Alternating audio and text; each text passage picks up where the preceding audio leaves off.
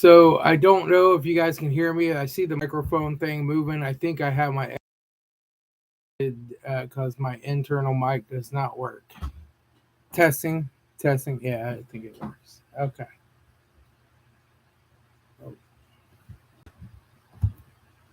We'll turn it up a little here. All right. So this is my Ask Me Anything. Aaliyah Wells said she will try to make it if the kids are sleeping. It's called Benadryl, Aaliyah. It's called Benadryl.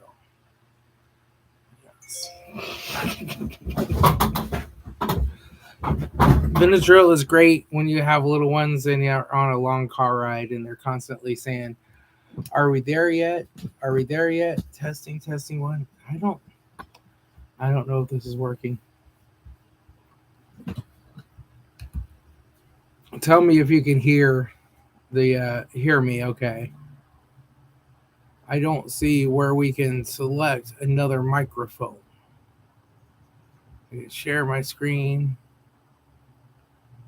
Live action. Yeah. So can you hear me okay? I can't. I don't know how to select the microphone. It might be using my built-in microphone.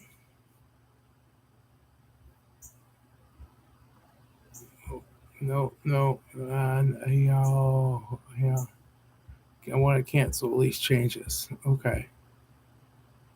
Okay. All right. Good. You hear me. All right.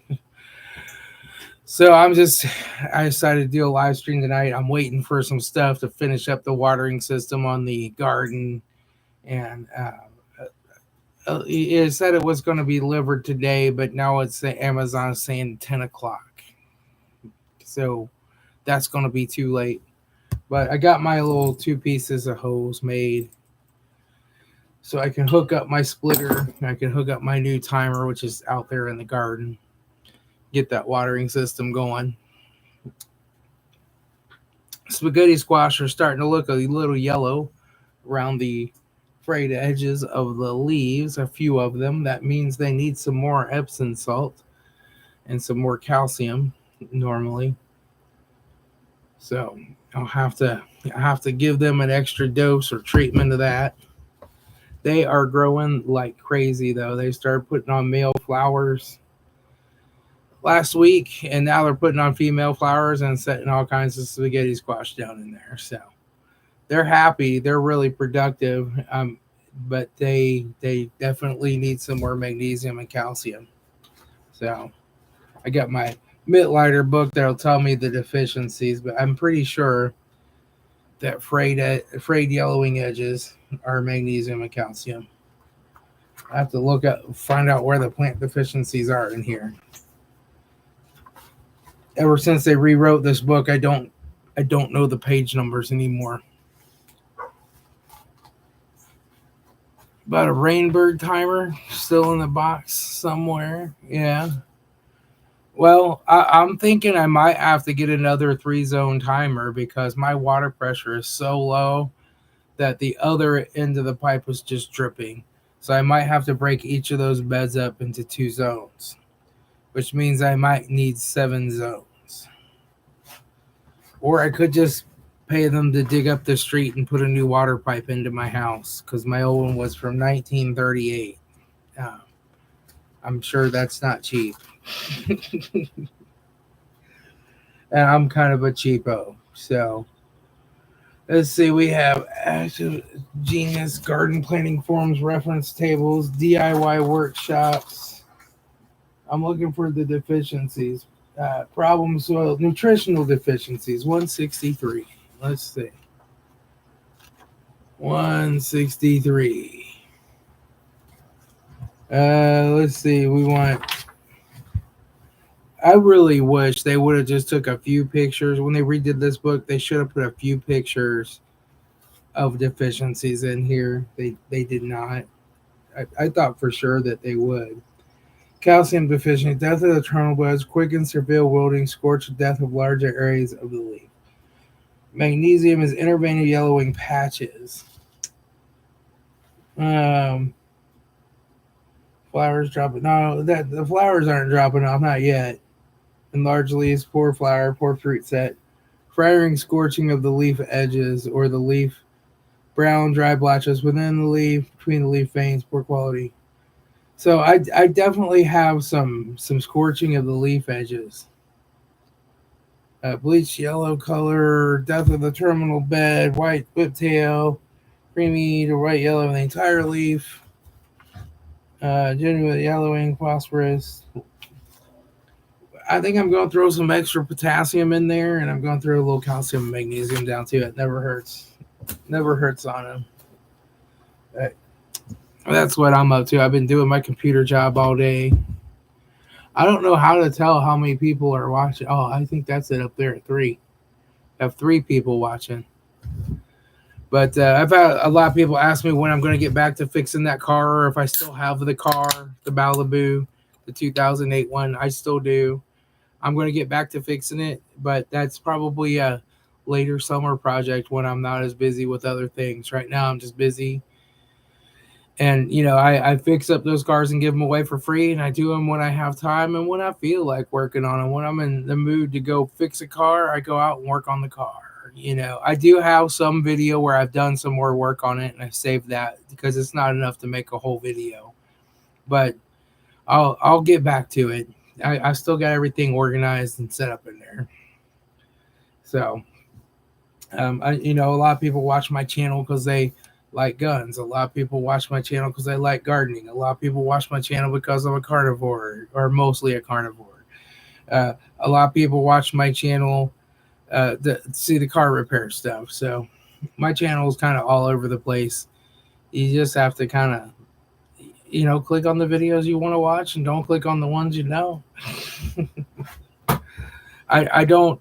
A lot of people say, oh, you can make more money if you just set your channel to be about one thing and you get all these subscribers and people that watch. But I make plenty of money on YouTube, and I don't really do this for the money. But it is nice to get that extra money every month. But it really helped me out when I had my stroke, and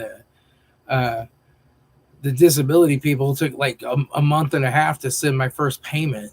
That really helped. But I don't do it for the money. I just do it to have fun, to enjoy it. By the way, you guys can check out my live stream garden camera on my webpage. I will put it in the chat.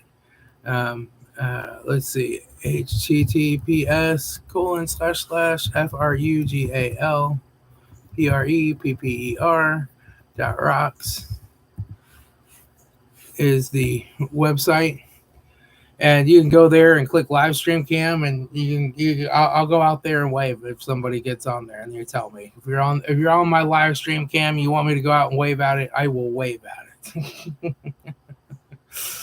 But that is live on my garden 24/7. I a lot of times bring it up at work and just watch it just to make sure that those groundhogs that I see groundhogs out there, and they go, like, I have like 2 or 3 groundhogs every day that go around the fence and check and make sure it's on, and make sure the fence is secure, and make sure the electric fence is on every day. The next Chevy project car, I don't know. I'll just have to see what's cheap on Facebook. I still have the Malibu, still working on that. But just an older Chevy. I'd like to get an old like Chevy Cobalt or something like that. Maybe a Saturn Aurora, something smaller, something 4-cylinder. This other one, but I'm just busy doing other stuff right now, so I haven't gotten back to it.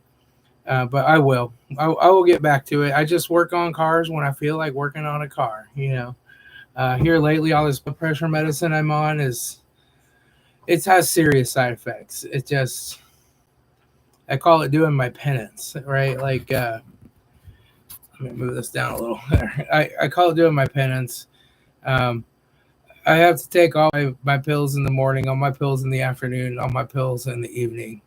And the afternoon ones, since I stopped taking the little tiny blue one, my eyes don't dilate. My eyes were getting really dilated. Like, I couldn't even look at my computer screen at work for like a couple hours. I just have to sit there with my eyes closed. It was terrible.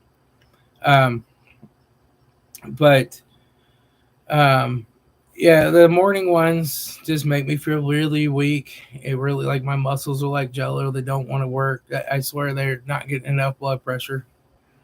Um, and yeah, I'm not getting. I am getting healthier. I'm healthier than I was. I'm no longer diabetic. All that. But since I had my sixth stroke, I have to keep my blood pressure down. So, um, I been taking the blood pressure medicine, but it's at a point where your muscles get weak, you get lightheaded, you get dizzy, uh, you get constipation. I mean, just all these different side effects. Your muscles hurt. You can hardly walk in the morning after you take it. So, oh, thanks. $1.49. All right. Um, for more potassium. I do take potassium. I use potassium on my food. I salt it with potassium chloride, and then I use regular salt too. I take magnesium.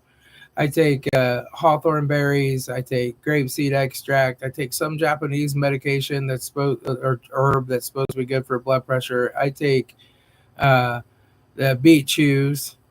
I take well, I'm down to 7 blood pressure medications right now because I had to go off amlodipine because it was just causing too many side effects. But I'm lucky if I'm keeping it 150, 160 these days. It was 310 over something when I had my stroke. Um, so, it is what it is. But there's days when you have to, like, you just don't feel like doing anything. You feel terrible, and you're just like, is it really worth taking this much medication for the rest of my life so that I don't have a stroke, or just risk having another stroke but enjoy the days that are left in my life? You go to the doctors, and the doctors all think that you're not. Uh, they see you like I'm still a fat guy, but I'm not. I've lost 200 pounds since my heaviest. But they think like, oh, he just sits around and watch TV and eats tater chips all day. I don't even own a television. I don't watch television. I watch some YouTube sometimes, but I'm normally out here like working on something. Uh, yeah, I got high BP and low water pressure. Yeah, I just need to trade those around. Give some better water pressure. But yeah, so there's days that go by that I'm just like, if I can just keep it below 200 and feel more normal and take a little less medication, I'm willing to risk that. But the doctor's always like, oh no, it's not good unless it's 120 over something. And it's like, I've had it at 120 on the medication, and I can't get out of bed. you know, I can't do anything. So, I have to find some kind of a balance there to, the side effects of the medication and living life. Ohio, bro. Yeah.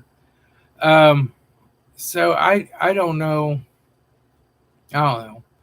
I'm going to see the my cardiologist, who's my blood pressure specialist, again on June the 20th. And we're going to see about renal denervation therapy so that I can get the blood pressure under control and get off of the medication. But it's all as to whether the insurance is going to pay for it. Um, I don't know. I've been on all this medication since October. It hasn't gotten any better. I mean, I had to do physical therapy even on the medication, and I felt like terrible, but I still did it. Of course, then I didn't know if it was from the stroke or it was from the medication. Now I'm realizing it's more the medication because I have forgotten to take like my morning dose, and like I'm like, wow, I'm feeling really good this morning. I'm ready to do some stuff, and then I take my afternoon dose, and it's all over.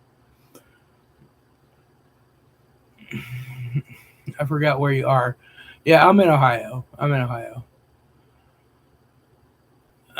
No, I don't do the vegan diet. Um, well, I mean, I kind of do the vegan diet. I let the cows eat the plants, and I eat the cows. Uh, I'm probably 95% meat. Um, all my, I mean, they say they want to put me on a statin after my stroke, but I didn't because my highest LDL was 121, and like my last one was 104. My HDL is 86, and my triglycerides were really low ones at 36, and then they were 60 something the next time. So that's all good. All the LDL I have is the healthy LDL, not the broken glycated LDL. Um, I had a complete CTA scan, and it came back showing no blockages in my lungs, heart, upper abdomen. Everything was normal.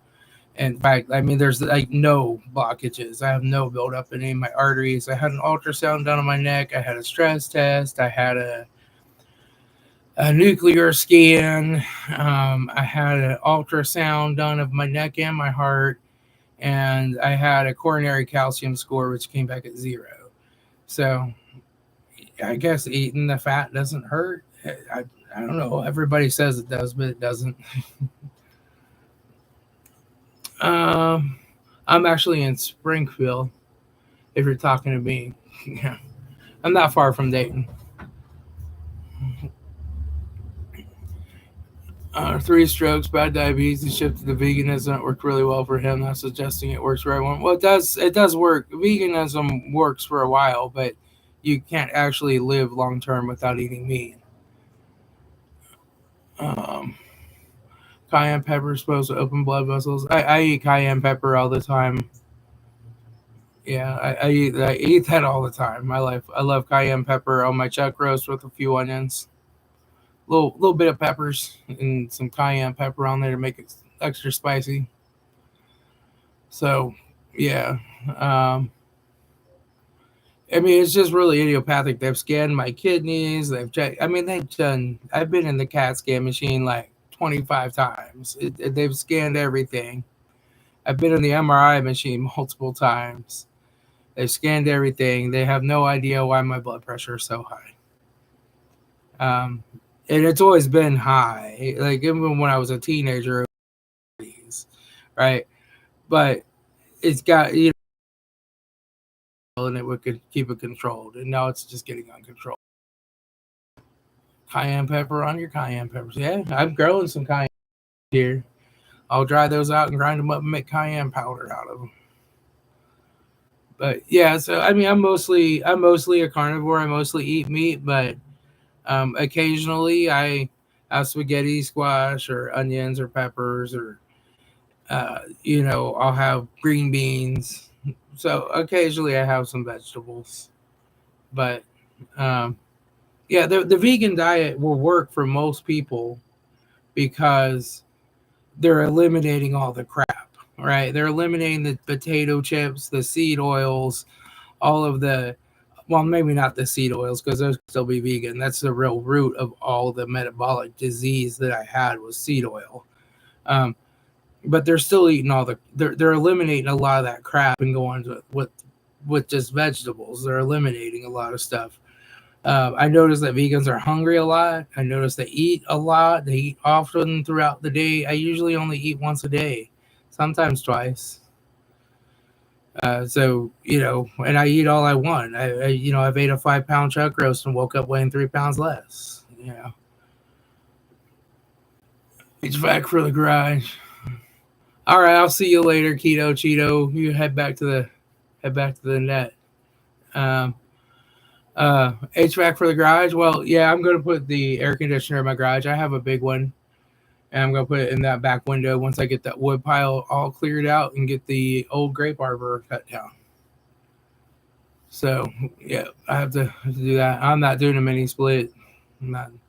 I'm just putting a piece of wood in the window and putting a window AC unit in. I'm only going to be in the garage once in a while running it, so it's not going to cost me that much. And I don't see the need to spend money when I already got one. I already got one right here in the shed. Yeah, I used to use this air conditioner at my old house as my main AC because my central air quit working, and I didn't want to fix it. And then it's here and it's set up for a backup. We've had our central air break twice, and I've gone ahead and put that in for a couple of weeks till I got the part or whatever I needed. I keep a whole I have a whole big jug of R22. That stuff's expensive now. It's like $1,000 or something. I bought it back when it was like $69. But yeah, I can recharge mine even if the AC compressor dies and replace it and recharge it. I run two kerosene heaters. I have a torpedo heater. It's propane, and I have a couple of electric heaters as well. But normally I just fire up the kerosene, and run that in the winter time out in the garage. Then I have a little propane heater for back here in the shed.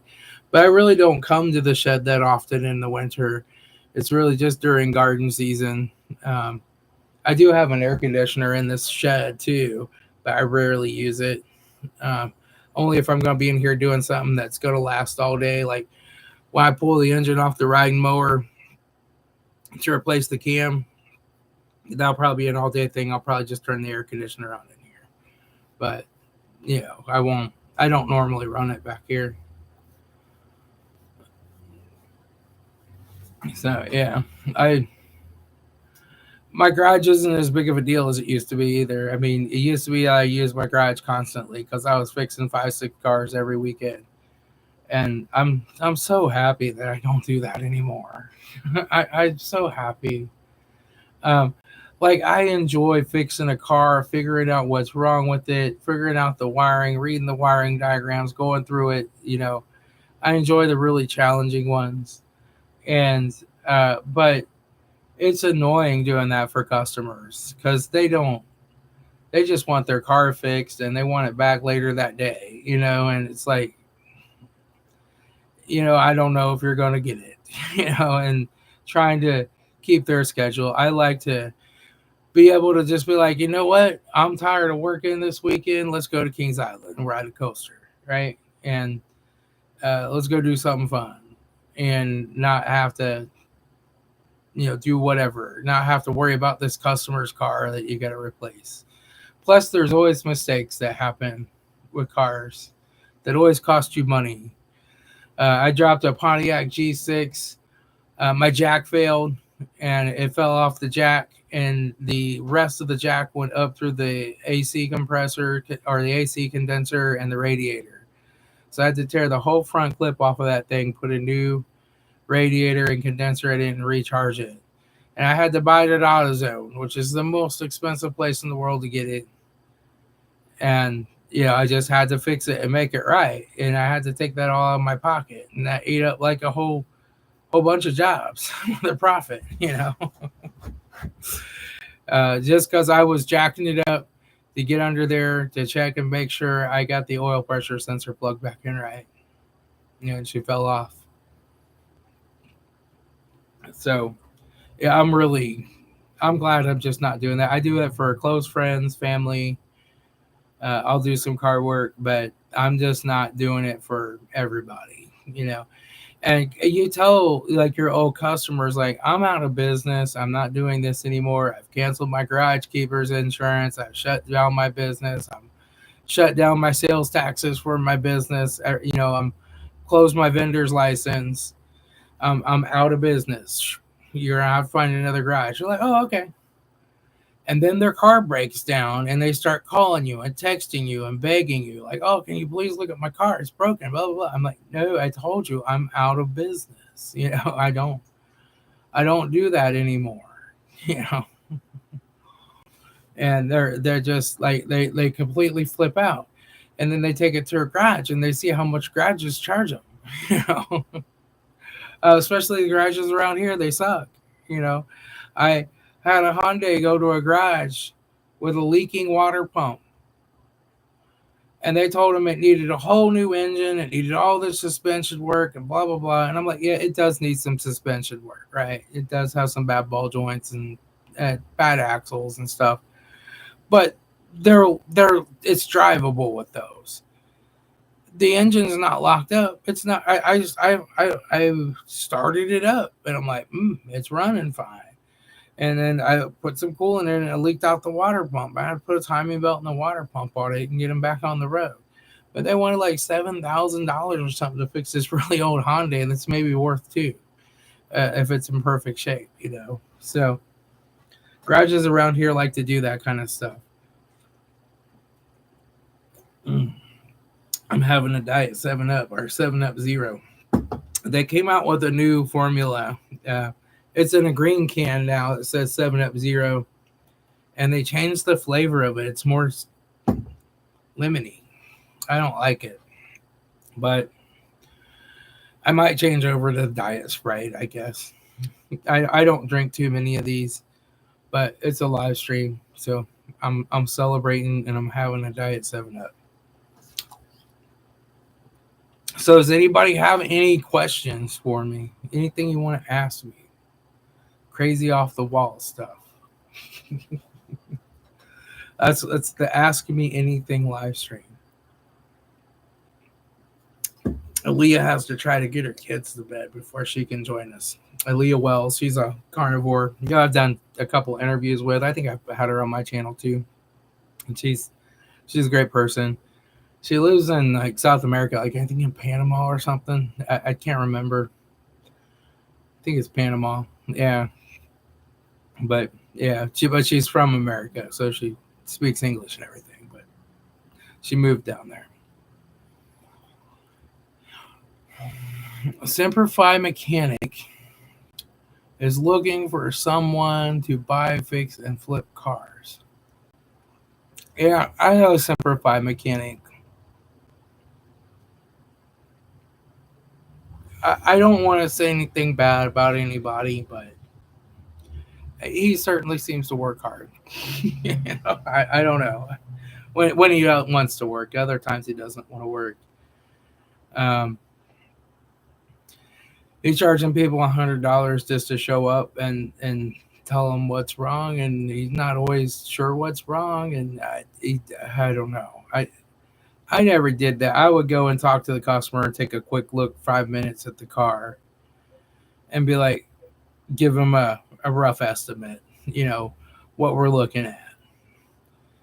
And I didn't charge for that. I guess if he's getting $100 for it, though, great.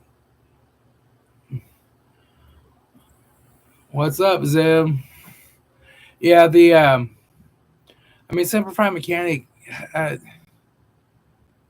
like he had that truck with the bad transmission, and he traded it, got rid of it, and got another truck because he didn't want to put the transmission in it. And I even said, hey, let's get a transmission. I will come over to your house and help you put it in. Nope. Nope.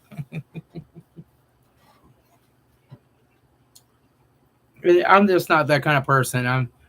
If my truck's got over 500,000 miles on it, if it lost a transmission tomorrow, I'd be looking at a junkyard somewhere to find another transmission to stick back in it and make it go again. I will drive it till the wheels fall off, and I will put them back on somehow and drive it some more. And I bought that truck new in 2001. It's a 2002, but I bought it at the end of 2001. Yeah, he does that a lot too. If that e-bagging works, I'm willing to start. Like, can you please send me some money? But I don't. Yeah, money's great. I like making money on YouTube. I like making money off my Amazon store. I like making money off my eBay referrals. And it's great to get extra money. But it's also a lot of work setting up an Amazon store for that. I think my biggest payout on Amazon was like $120, and it's normally like $50 or $60 a month, right? And it's a lot of work to go through it there and set that up and keep it updated. And you have to check the items to make sure they're still available. And I don't know. But I don't want to say anything bad about him. I mean, he is a veteran. He does work pretty hard from what I see. He does things a little differently than I did them. But I'm sure that in the size of Columbus, there is a need for his services. Jay Young is live. Haven't seen him in forever. Oh. Jay Young. Who is Jay Young? I don't remember Jay Young.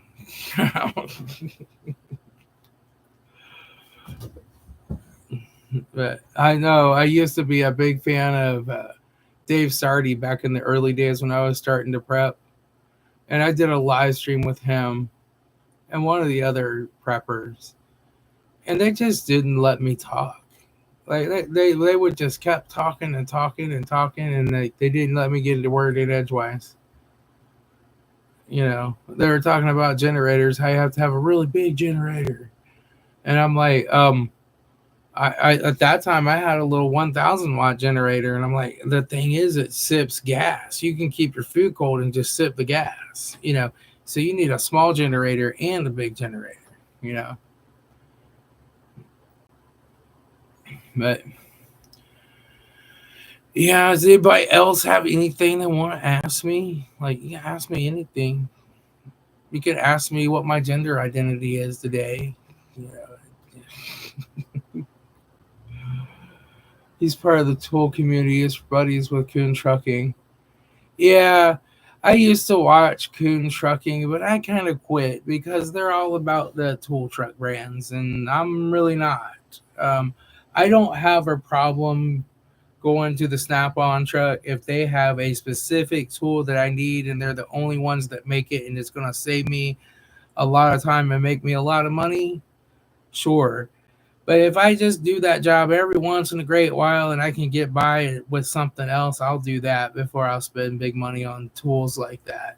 And I just see no reason to spend that kind of money on general hand tools like sockets and extensions. I've used Stanley, I've used Craftsman, I have Capri, I just have a mixture. I have Harbor Freight stuff. I have a mixture of all that stuff, and it all generally just works perfect. I do like my Carlisle ratchet, but they quit making that ratchet, so I can't even get it warranted if it ever breaks because they replace it with a different one. But I don't like the other one.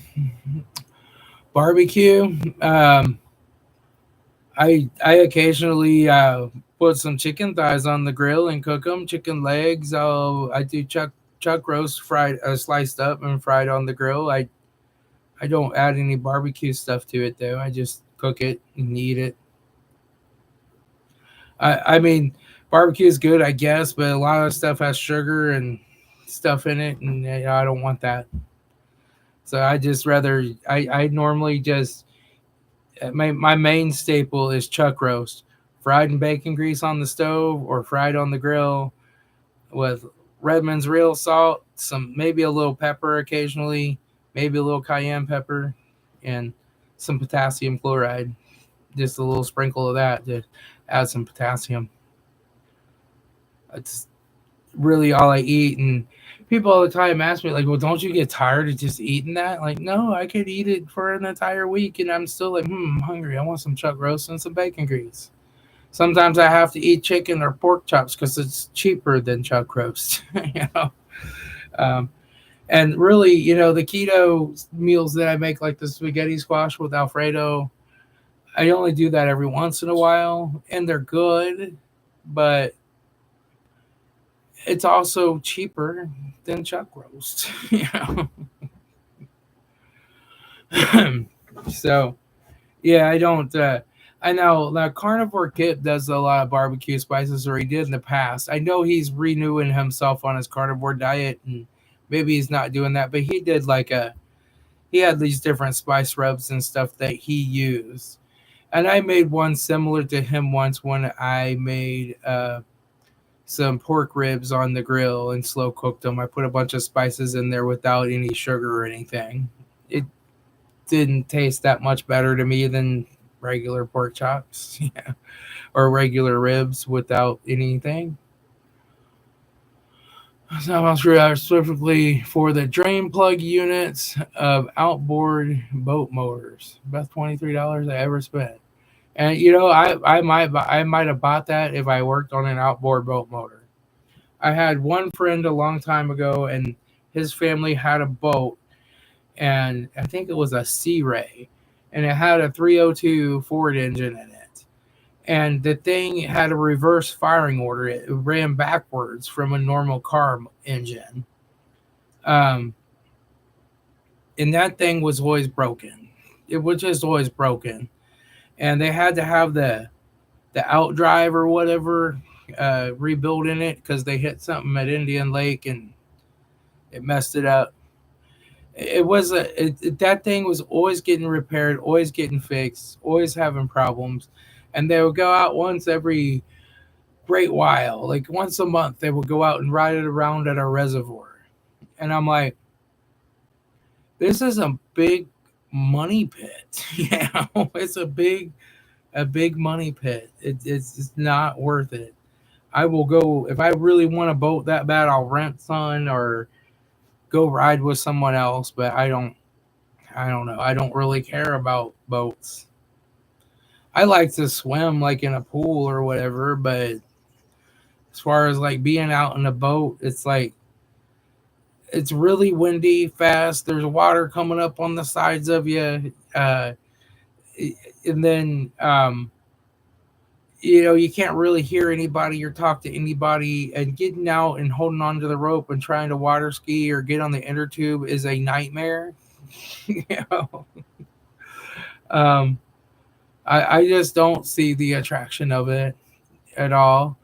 I guess if I live somewhere where like you had to have a boat to get around, it'd be okay. But I I don't really see the attraction of boats, and it's hot. The sun's beating down on you, and then there was a couple times we were out on my friend's boat, and the thing just broke down in the middle of the reservoir, and you're like trying to flag people down, like, "Hey, can you come give us a tow?" And you're trying to use these little oars, and they're not even moving the boat. Yeah, that's what pawn shop guys say. Oh yeah, that Pawn Star show. They have said like the boat is a hole in the water that you throw money into or something. Yeah, I believe that. I mean, probably not like a fishing boat with an electric motor and a battery, right? But if you're talking like a speedboat that's going to go fast and have high performance, I think those are holes in the water that you throw money into. Yeah. But I, I don't really like fishing either. I don't like it because it's boring. I get really bored just sitting there with my pole in the water, waiting for something to bite. I have a fishing pole and fishing supplies, and I know how to fish in case I ever have to eat. But I don't really like doing it as a hobby. I'm sure I'm not the world's greatest fisherman either, but I could catch some carp or something. And yes, and I love carp. Uh, I had a neighbor, Mr. Perryman. He used to catch carp, and they used to cook them up. There's a special way to clean them, and they're delicious. I have a small 14.5 foot fishing boat with a 25 horsepower tiller. I fish Lake St. Clair in the Detroit a lot. I can't fish this year because I had shoulder surgery. Yeah, and so they wanted to do shoulder surgery on me at one time for a torn rotator cuff. Now they never actually. I had such a bad knee at the time. I was focused on getting that replaced, but they wouldn't do the replacement because I had diabetic leg ulcers that wouldn't heal. But my shoulder had a torn rotator cuff, and I've talked. I did an interview with a doctor who's an orthopedic surgeon, and he said like if your rotator cuff was completely torn, it can't heal. So it must have been a partial tear. Um, but yeah, I'm my knee and my shoulder and stuff feel great today. It's just my muscles will reek from the blood pressure medicine. So it's like my butt muscles start hurting. And if I keep using them and I keep forcing them to work, they will tear, and then they'll start to swell and they'll pinch the sciatic nerve. And then it really starts to hurt. So I have to kind of take it easy. So, like the other day, last weekend, I woke up and it was hurting. I was planning on hauling all the rest of that firewood out here, about 3 or 4 truckloads, to the mulching place, and I only did one. Because I was just, I did one. and I had to load a wheelbarrow up, take it back to the truck. I had to use the wheelbarrow because I couldn't make that many trips walking. I had to fill up the wheelbarrow and take it back to the truck, fill up the truck. And it just took longer. And, I just did one truckload because, my butt muscles weren't letting me. Well, later that evening, my blood pressure medicine had worn off and it felt better. But I couldn't go to the mulch place because they weren't open. I had to not load the truck up again because I had to go and get a 2x6, a 16-foot 2x6, which that was fun. Putting that in my 6-foot truck bed and having it hang out 10 feet with a little flag tied on it, and I put some ratchet straps on it, but I'm driving and I'm hitting bumps and it's like woo, woo, woo, woo. I'm like, I had to get out and check the straps a couple times, make sure it wasn't going to fly into somebody's car. And people will get behind you when you're hauling something like that, and they because it's angled up against the tailgate, so they pull up, ooh, and they're underneath of this big 2x6 that has a flag on it. It's like, really, people? Really? You can't stop a little farther back? Yeah. People around here drive like crazy. I'll have to post a link to it on my channel. I spoke at a commissioners meeting for the city because Waffles, my cat, he got hit by a car, a speeder. It was really ugly. I had to scrape him up off of the road with a shovel. His spine was sticking out through his mouth. I mean, it was bad. And I got him cremated. And he was just known as the neighborhood purr monster. Everybody loved him. He loved everybody. And so I did a speech to the commissioners to please ask them to get somebody out here to patrol this traffic and slow these people down. It's like a drag racing thing. Every Friday night it starts. They are drag racing all weekend. We have motorcycles doing burnouts. We have 4-wheelers, dirt bikes. We just and there's always a bad accident, at least one a week. And they're running the red lights on the street. It's just, you take your life into your hands every time you pull in and out of my driveway. It's crazy. So I did a speech. When I get up in front of officials, this has happened to me when I've spoken in front of Senate Judiciary committees and stuff before too. My voice I get this adrenaline rush, and then my voice starts to break up, and I'm having trouble just catching my breath. But I can always just look at the paper and read and get through it, so my voice was breaking up a little bit. I'm sure if I did that more often, that wouldn't happen. I get used to it. If I could just come in over a webcam and do it, it'd be fine. Yeah. Something about standing at the podium in front of the microphone and all the commissioners are like, what's this guy want? And the mayor's there too. But I did thank the fire chief was there, and I thanked him for the great response time and the care of his paramedics getting me to the hospital when I had my stroke. They really got there fast. They were there in just a few minutes, and they took my blood pressure and looked at my symptoms. They're like, we think you might be having a stroke. We're just going to get you to the hospital. And they put me on that stretcher and loaded me in that ambulance, and they went. They were just running lights and going. And I got the clot buster on board in about 20 minutes from the onset of symptoms. So that really helped. I'm glad that happened. I have a friend that lives in Alaska, and he's like, oh, I'll pay for you to come up here, and you can fix some of my cars while you're here. He lives on this island, and you have to take a boat or fly, or I don't know. And I'm like, I'm not coming there because if I had a stroke, it'd take me hours to get to a hospital. It'd probably be so long they wouldn't even bother to give the clot buster at that point. I'm not going there. That's something he can do by himself. Plus, they don't have any roller coasters in Alaska. They have one. It's only open a couple months a year. Right? Alaska's got to be a really boring place. There's no roller coasters. But I've been trying to sell some laptops too.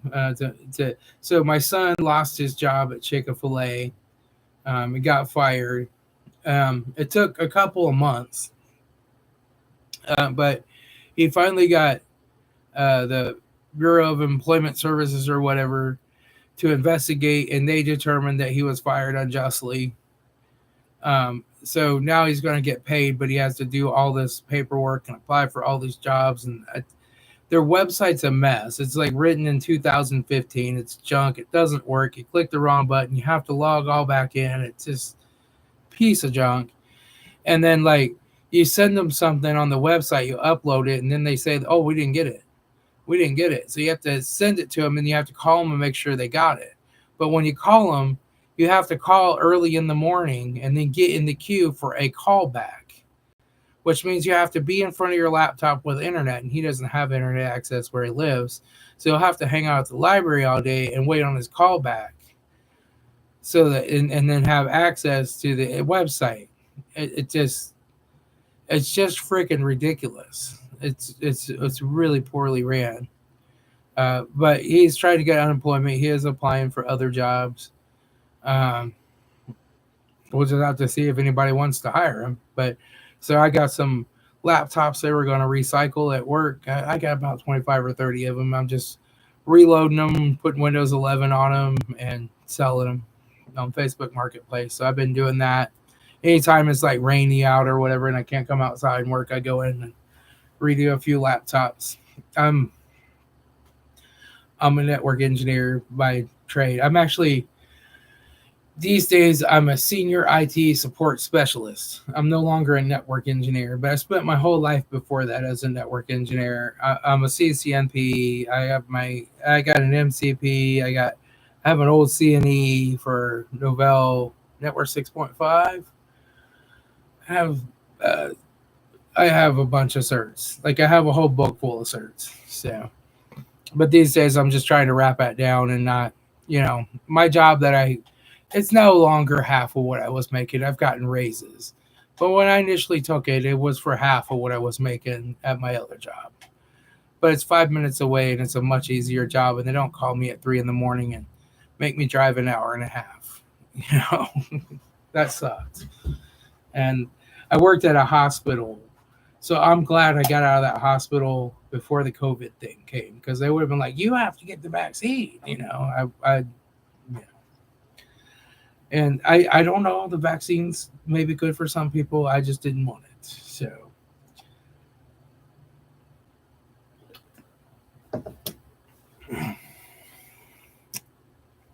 anybody else have any questions? Anything they want to ask? You can ask me gardening questions. I love answering those. I know there's a lot of subscribers that I have that don't grow gardens. And I get asked a lot, like, if you're such a carnivore, why are you growing such a big garden? Right? Well, I'm growing stuff that I'm going to dehydrate and preserve and eat slowly over the next year. But I'm going to give a lot of it away too. I really like growing gardens. Why? Because one day cows might not be available. There could be a serious food shortage in this country. There could be war. There could be famine. There could be we get taken over by another country, right? So having the ability to grow food and eating the food that you grow is better than dying. But beef is what makes me feel good. Hey, Renegades Garage, how you doing?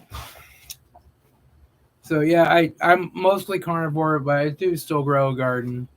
I think it's important.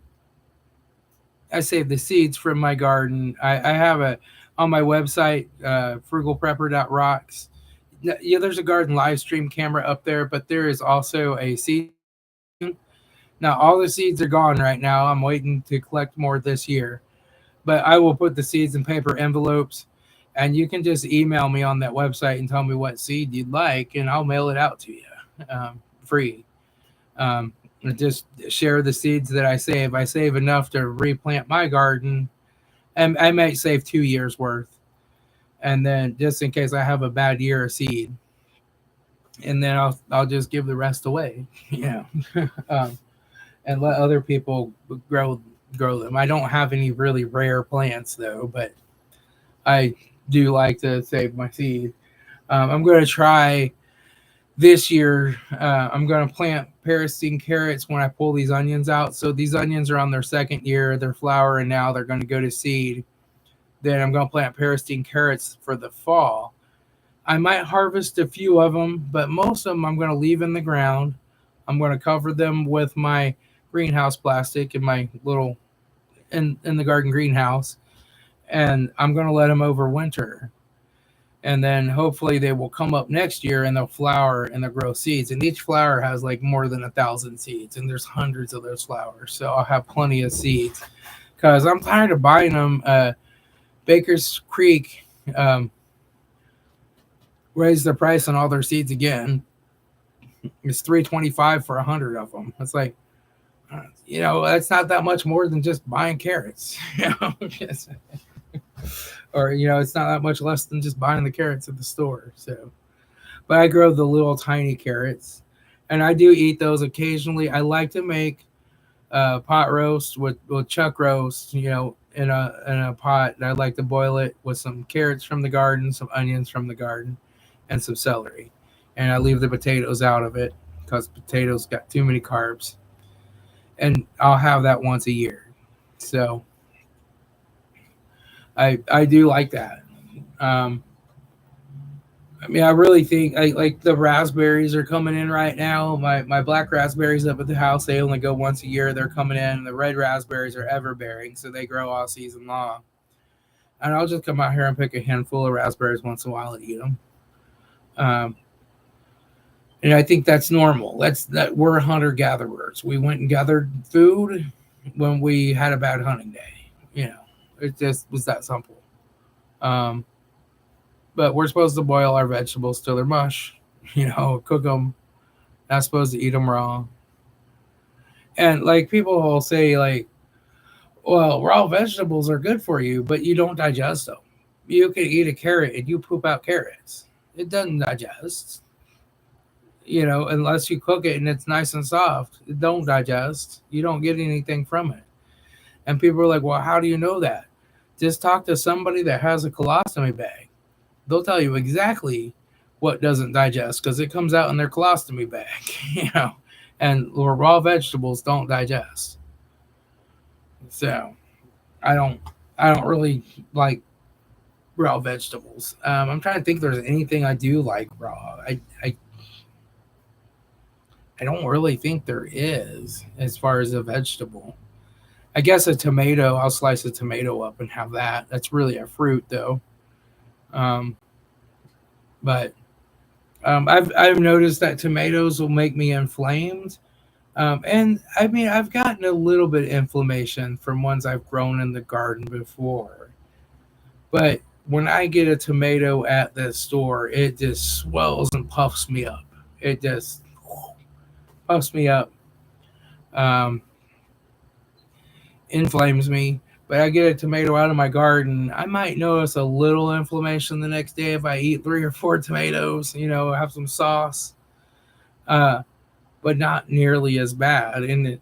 So I figured, like, why is that? Well, so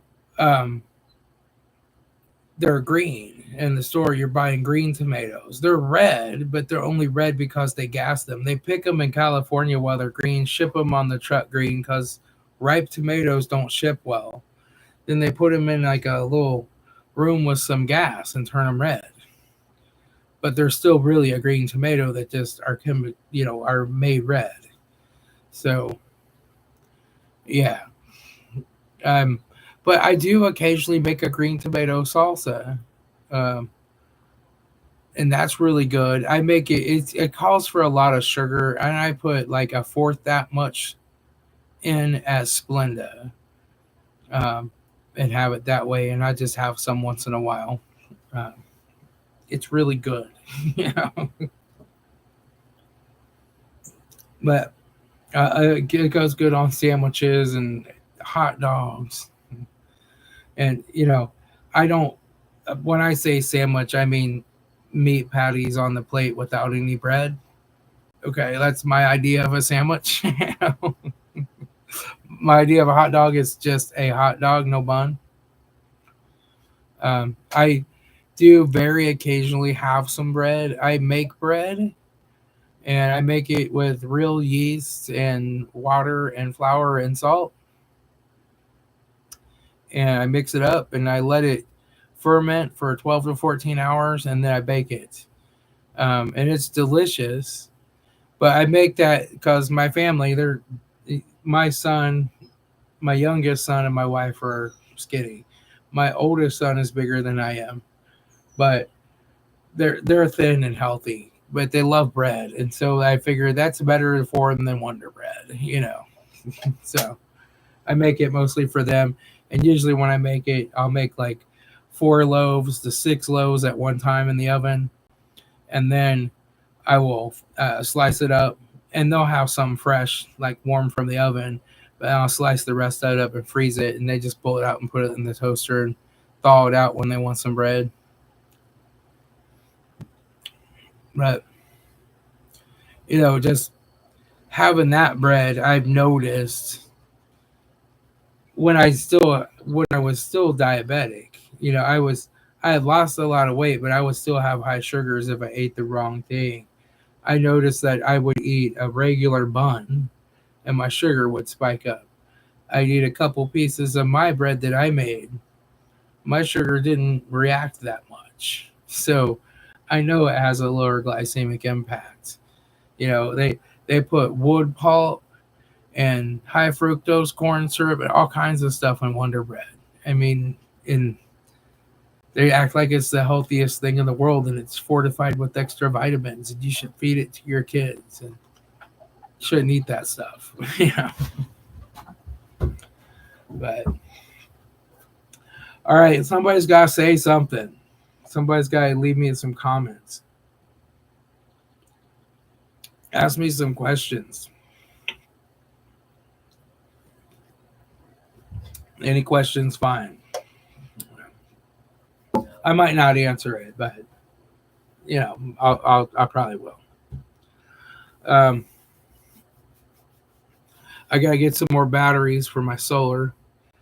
I got one more car battery. I'm gonna get like 2 more. I really want to get a total of 6 because that will guarantee that I'll have plenty of battery storage for running my freezer. And people are like, "Oh, you should buy a lithium battery, or you should buy this new lithium iron battery, or whatever." And I find that you're better off to buy cheap car batteries at Rural King. Number one is they have a warranty, and these have a 60-month warranty. So if I do have to run them flat and they go dead, I can just take them back. But number two is like you just don't run them flat. You just have to buy more than you think you would need, right? You don't want to take a car battery much below 80% of charge. So you have to buy more of them. But as long as you don't run them dead and run them flat, they will last a long time. The last car battery I had in here on the trickle charger for running my ham radio lasted years, and it was a used old one from a junkyard. And as long as you keep a battery topped off, trickle charged, it doesn't really go dead. It doesn't go bad. So it's only the running them down. And you can run a car battery completely flat maybe a few times and then it's done. Because the lead plate sulfate in them. So I do that. I have a couple of solar panels that I bought like 10 years ago. I bought them from an old solar place, a solar generating facility that was upgrading their panels. And at the time, they were 10 years old, but they had a 20-year warranty from Toshiba or Samsung. I forget what brand they were. But that's expired now. But I just have them stored in the shed in my attic, and they're 400 watts each. So that's 800 watts of solar that I can put out. Then I have a solar charge controller, and I have an inverter so I can run my freezer.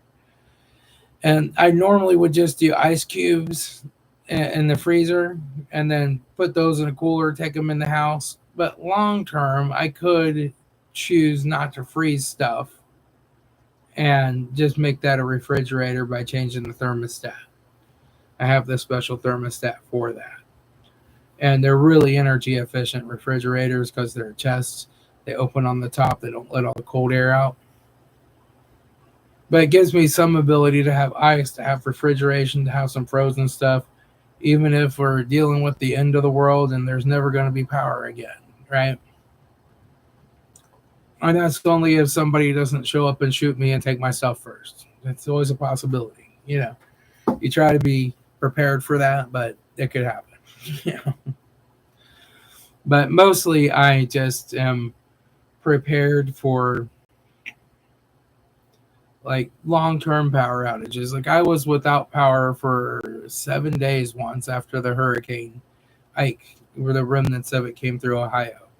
I was, and it was hot, and I only have my little tiny generator, but I just try to be prepared for that in everyday life. Like I lost my job, I had a stroke, just having all that food storage and stuff downstairs meant we didn't have to go to the grocery then when I wasn't getting paid for my disability. It took them forever to make the payment.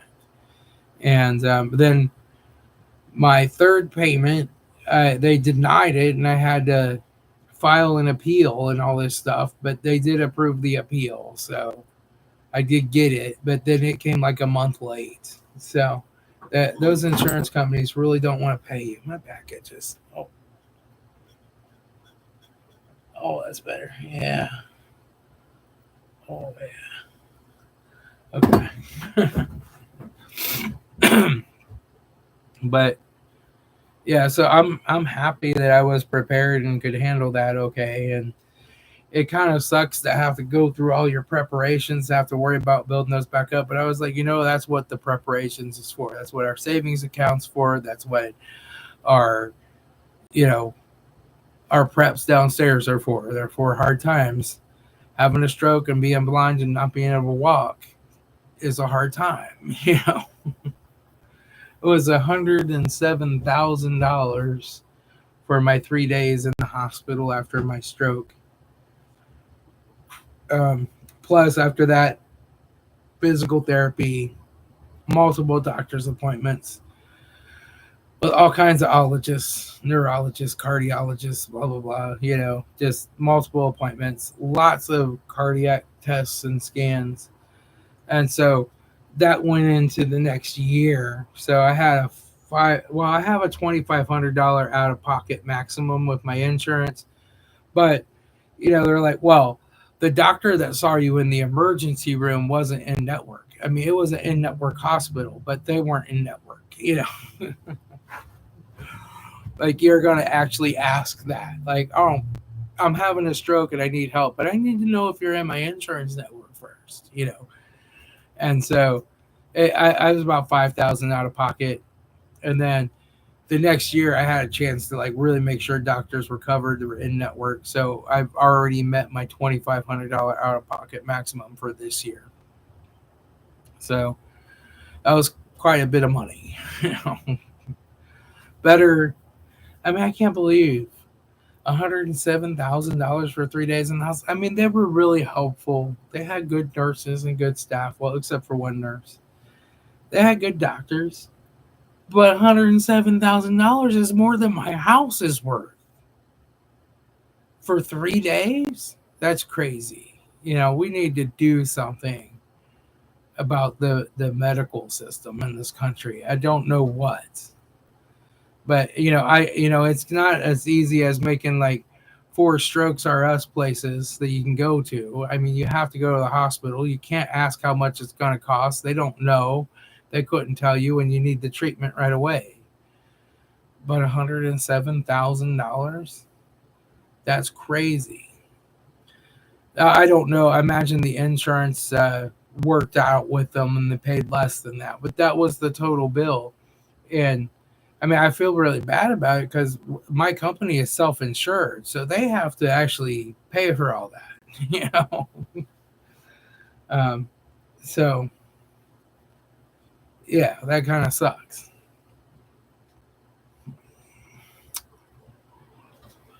So what's everybody else been up to? Tell me what you're doing on this fine Wednesday. Oh, it's 9:06. Wow. I wonder if my package came from Amazon yet. I haven't heard my Alexa go off. Alexa, has my package arrived yet? 2 packages for Thomas order were delivered to the front door or porch, containing examination gloves and facial serum. 2 packages should arrive today, containing drive socket set and hose splitter. A package should arrive tomorrow, by 9 p.m., containing silica gel packets. Another package should arrive tomorrow, by 10 Alexa, p.m. stop. Yeah, my hose splitter still isn't here. It said 7:15 till 10 p.m. It's looking like it's going to be 10 p.m. because it's 9:06 now.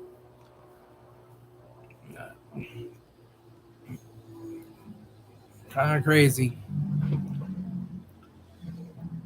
Well,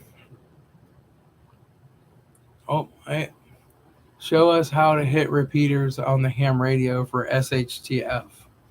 Well, to hit repeaters, if you want to talk on them, you got to get a ham license. I mean, I guess during SHTF you could, but getting a ham license is going to teach you what the common splits are. You're going to learn what privacy tones are. Plus there's digital repeaters today. I don't have a digital radio, but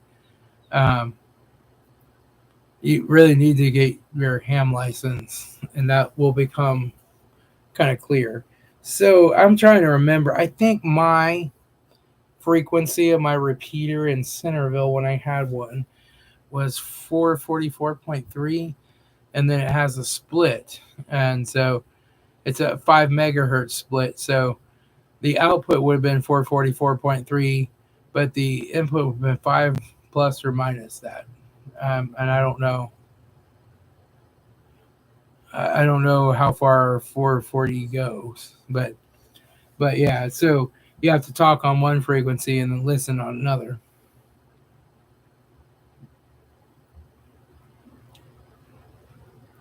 Yeah, Baofeng radios are pretty good. I have 4 of them. I program in the FRS channels on them and use that, and plus I talk on some of the local repeaters for them occasionally.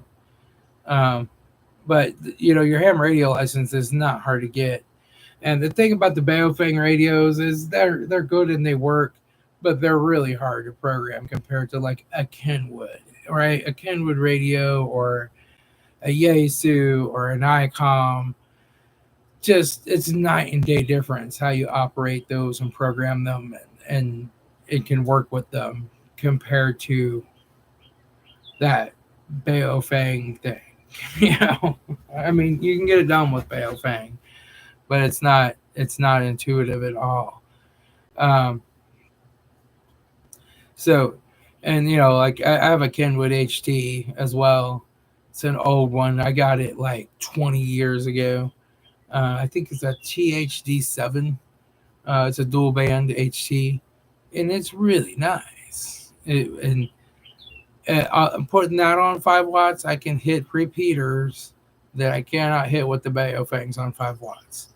So I don't think the Baofengs are putting out their full wattage either. Or they're not putting out as clear of a signal or whatever. So, I mean, you'll probably want to get some real radios when you get your ham license, but you could definitely start with the Baofengs. The technician class license is not hard to get. That's all I have. I'm not an extra or a general. And I don't really like HF that much. So I don't like to play. I have an HF rig up here, right, that I can pull down and set up and use in an emergency. And I don't really know Morse code, but I mean, I know enough to do my call sign and a couple of things, but I don't really know it. But I'm sure I could probably pick it up pretty darn quick if I had to. But yeah, so I have an HF rig. I have wire that I can stretch out and make an HF antenna, but I really like VHF and UHF. I use an old Master 2 mobile radio. I have one under the workbench actually, It was an old Master 2 Mobile to make my repeater. It was 100-watt PA in it, and I turned it down and ran it at 40 because it's going to be on all the time in a repeater, so you have to run it at less power. It'll overheat and fry the transistors. You have to get I had to get the crystals for it, and I think that place is out of business now, but I got the crystals, then I tuned it. I had to send the cans to my friend that worked at ICOM and have him tune the cans. And I got to go up on a cell tower. It was the second highest place in Warren County. So it really got out there really good. And so that was actually at an old employer where I had access to the cell tower to put the repeater up. And they decided to fire me one day for reasons I don't know why. But they decided to fire me, and I still worked there 2 more weeks, even after that. Well, 3 more weeks after they were going to fire me. But they let me go to a customer for a job that I had for a couple of years, so I didn't have to go without income. And my old boss owned the other half of the monitor. And so I went back a few years later. I'm like, oh, hey, I need to use the service monitor. Is it okay if I take it? Oh, no, I gave that away. I'm like, it was only half yours. You can't just give it away. And then all my repeater got taken off the air. I found out that it went to some ham radio club. And then that ham radio club asked if they could have my frequency split that was registered to me. So I did the paperwork and sent it in and gave that frequency split away. RTT Guns and Gear. Yeah, I remember Resist the Tyrannies from Ohio. I started watching him back when he had like 200 subscribers and he still lived in Ohio. A good job to set up the radio for team use. Yeah. I mean, so the thing is you're going to want to know things in an SHTF situation about radios. Like, I know that the best CB antenna you can possibly make is probably going to be 110 inches long, right? Well, and it's going to be stretched across your backyard, and it's really going to be 110 inches times 2, 110 inches long for the radiating element and 110 inches long for the ground plane, right? Other people put up a CB antenna and it's a quarter wavelength, it's junk, it's from Radio Shack, it's a mag mount, it has no ground plane, and they can talk fine in their car with it. But I got to talk to somebody in North Carolina with mine while I'm in Ohio. So that's the difference, is knowing how to work other channels, how to get it to skip, how to do horizontal polarization, how to get it out there. And that's only running 4 watts. And I was able to talk to somebody in North Carolina. And just knowing, or even if you don't memorize all the measurements, you know how to look them up, how to do the math, how to build an antenna, how a J-pole works, so there's a whole lot of stuff that you're going to want to know, because I've worked in some situations where there were tornadoes and no communications, and just knowing how to put an antenna up and crossband repeat and do some stuff like that is a miracle, and that's what's going to happen during SHTF, is you're going to need not just communications to talk to your wife when she walks down the street, but you're going to need communications from other parts of the world in the country. And you're going to have an HF rig to do that, which a CB is HF. It's 11 meters, right? So we also have a ham band at 10 meters, which is real close to that.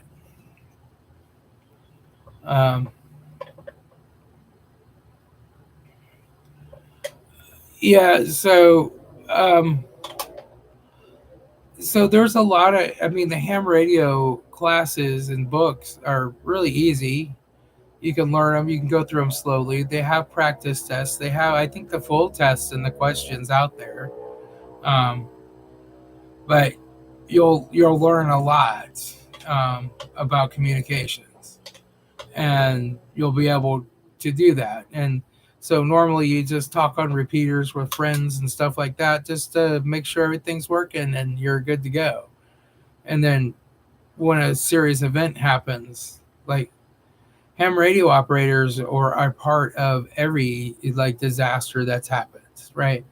If you look in the background, like the police and the fire communications have gone down. A team of ham radio operators shows up to save the day, to talk to the police, to dispatch, to talk to, they run an auto patch to get phone calls out through another city. They are going with the ambulances who are set up as triage locations while they're hauling people away in commandeered pickup trucks. And they're talking to the hospital saying what injuries, what kind of patients are coming, what supplies the ambulance needs to bring back with them, or the truck needs to bring back to the ambulance, because they're triaging. There's I was trained at one time for disaster assessment with the American Red Cross, um, where you go out and you look at a neighborhood and you do disaster assessment. So the ham radio operators are a big part of that. They don't ever get really mentioned that much, but they're a big part of it. Right. They're confusing because, again, if you get your technician class, it'll become a whole lot less confusing to you. I mean, there's just a lot of things in there that are going to start to make a whole lot more sense about radios and radio waves and how they work. And I've never gotten the extra class. I have a friend that's an extra. I have another friend who was an extra who just died. But yeah, I don't know, if you're an extra, I think you can actually legally launch your own satellite into space. I don't know. Yeah.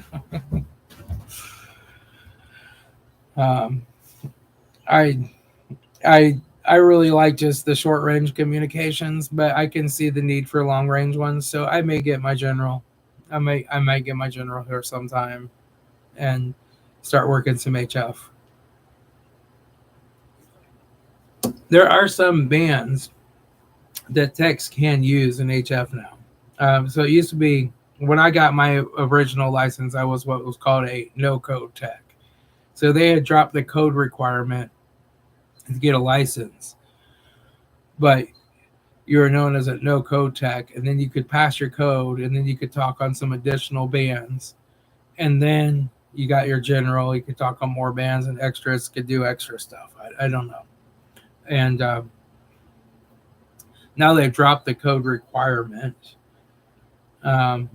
So I guess there's that, um, I'd like to learn Morse code one of these days, but I don't know.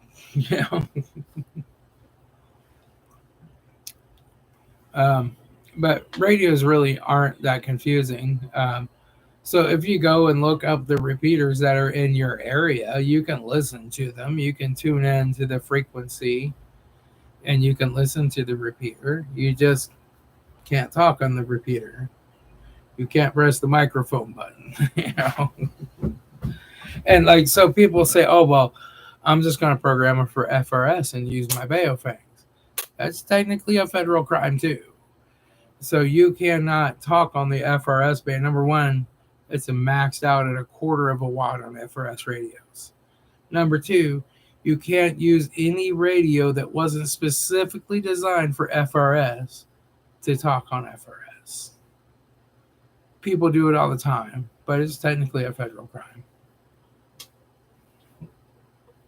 Radio waves and oscillators, etc. What confuses people. I understand that stuff like Tesla, others, plebes don't. Us plebes don't. Well, Well, so you're going to learn about how radio waves propagate as part of your technician class. You're going to learn about line of sight. You're going to learn about skip. You're going to learn how radio waves propagate, and that knowing that is coming really handy for me because I back when Proxim was a thing, they're a defunct company now, but they used to be a major wireless company. I was a Proxim master certified engineer, and knowing how 2.4 gigahertz radio waves propagate meant I could get those antennas and aim them in between the trees and get them through there. Understanding how that works, it's served me well in life. um, how do you do that? I'm not sure what that is. I got basic license. I didn't understand any of this stuff. So yeah, I mean, what you probably need then is to. So there's a lot of places that are like, we'll guarantee that you'll get your ham radio license in 2 weeks, and they have you read this test and memorize the answers and go take the test and pass it. You want to get a book and you want to read it and understand it and take the time. Um, I mean, I had another ham radio operator that kind of helped me, and if I had questions, he would answer them. So if you've got your license, you can hop on a repeater and make friends with another ham. You know, find an extra class ham that's they love to answer questions and talk about stuff like that.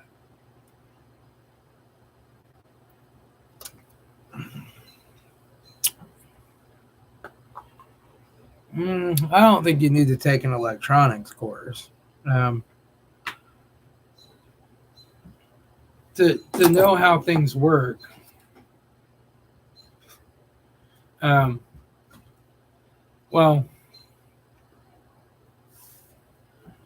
I mean, you're not really getting into the electronics of it that often if you're just a user of a repeater. And really, even today's repeaters, you're not going in there and working on the electronics anymore. They have what's called a phase lock loop. They're all PLL. They're you just type in the frequency you want and it goes into a phase lock loop.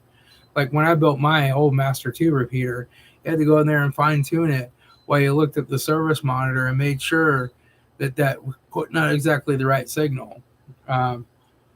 But there's none of that stuff anymore. You'll have to understand like antennas and how they work in tune, but that's even not that hard. But we're gonna have to understand some stuff, but it's gonna take actually sitting down and reading the book and going through it and learning it rather than just memorizing the questions to pass the test. And another big part of it is once you get your license, you have to actually get on the radio and start talking to people. You'll learn. They'll let you know right away if you're being a lid. So a lid is somebody who's not following proper procedure, right? That's what the ham radios call them. And so they'll let you know right away, and you'll be like, "Oh, I didn't realize I was supposed to identify every 10 minutes." But you'll learn things like that. Again, it's not any big deal if you break a rule and don't identify in 10 minutes, but people will let you know. So you have to, when you're talking on ham radio, you have to say your call sign. I'm Kilo Charlie 8, Quebec Golf Papa. All right. And so I have to say my call sign every 10 minutes. Right. When I set up a repeater, my repeater had to identify itself as the KC8QGP repeater every 10 minutes. All right. So that if you're interfering with somebody else or whatever, within 10 minutes, they're going to hear your call sign and know what's going on, and know who you are, where you live. So you have to use your call sign. So, if you go into a repeater, so CQ is like seeking you. It's like seeking somebody. So you would go onto if you're just talking to somebody over a single frequency point to point, you would call CQ, right? But if you're going onto a repeater, a lot of newbies will be like, "This is KCAQGP calling CQ, CQ, CQ, CQ," and they're like, "Somebody, you don't call CQ on a repeater. Yeah, you just say KCAQGP, and they know that means there's a call sign out there that wants to talk to somebody. I'm going to go talk to them, right?" So um, there's things like that, that you'll learn and you'll pick up, and then you have to get with have to look up the repeater, see if it has privacy tones, which are CT CSS tones. So the repeater will basically not key up unless you're broadcasting that subaudible tone. They do that in areas where they get a lot of interference on the repeater.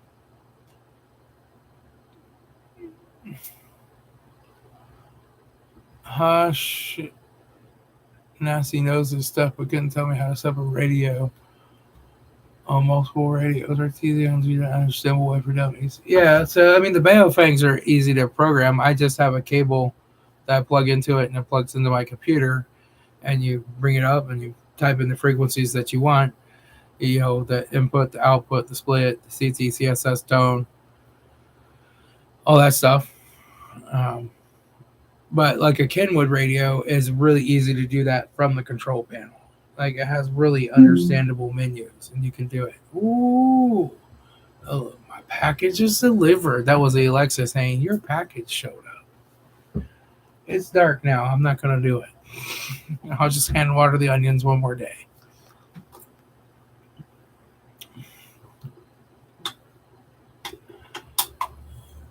After texting with them, I was ready to throw them in the trash. Yeah. I guess like the computer part of programming it and loading the software and interfacing with it comes easier to me too, because I've been a network engineer for 30 years, so I understand computers. If you don't have the computer programming cable, go on eBay and get one. You just plug it into your USB port, plug it into the radio, you download the little program, install it, and then you can go in there and type in everything you want. Squelch up by turning it down. Well, when you turn the squelch up, that squelches the signal so it doesn't get static. So you can have a low squelch and it's just going to be open, right? You're going to hear the static. You turn that up so the static goes away, and then it will only pick up a strong signal.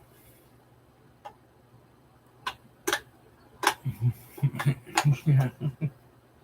Well, I mean, the squelch works on my ham radio here the same as it does on the CB radio, except the CB radio has a knob that you turn, and the squelch on my ham radio, you have to hit a button to turn it up or down. But if I'm trying to get somebody that's coming in really weak, I'll turn that squelch down. But if I'm talking to my neighbor down the street, I can leave the squelch up high.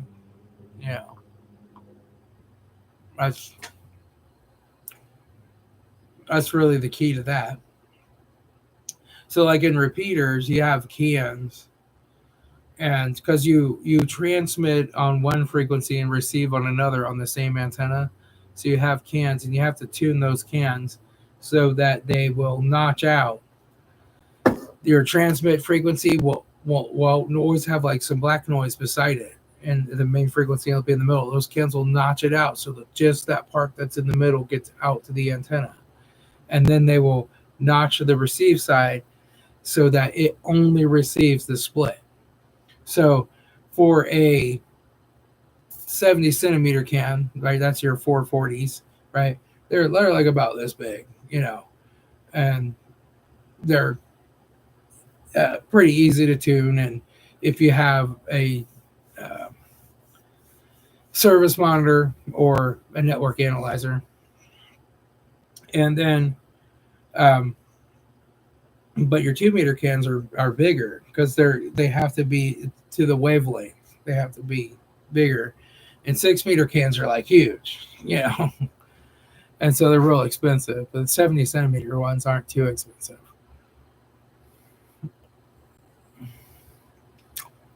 I don't know who Hosh Nasi is, but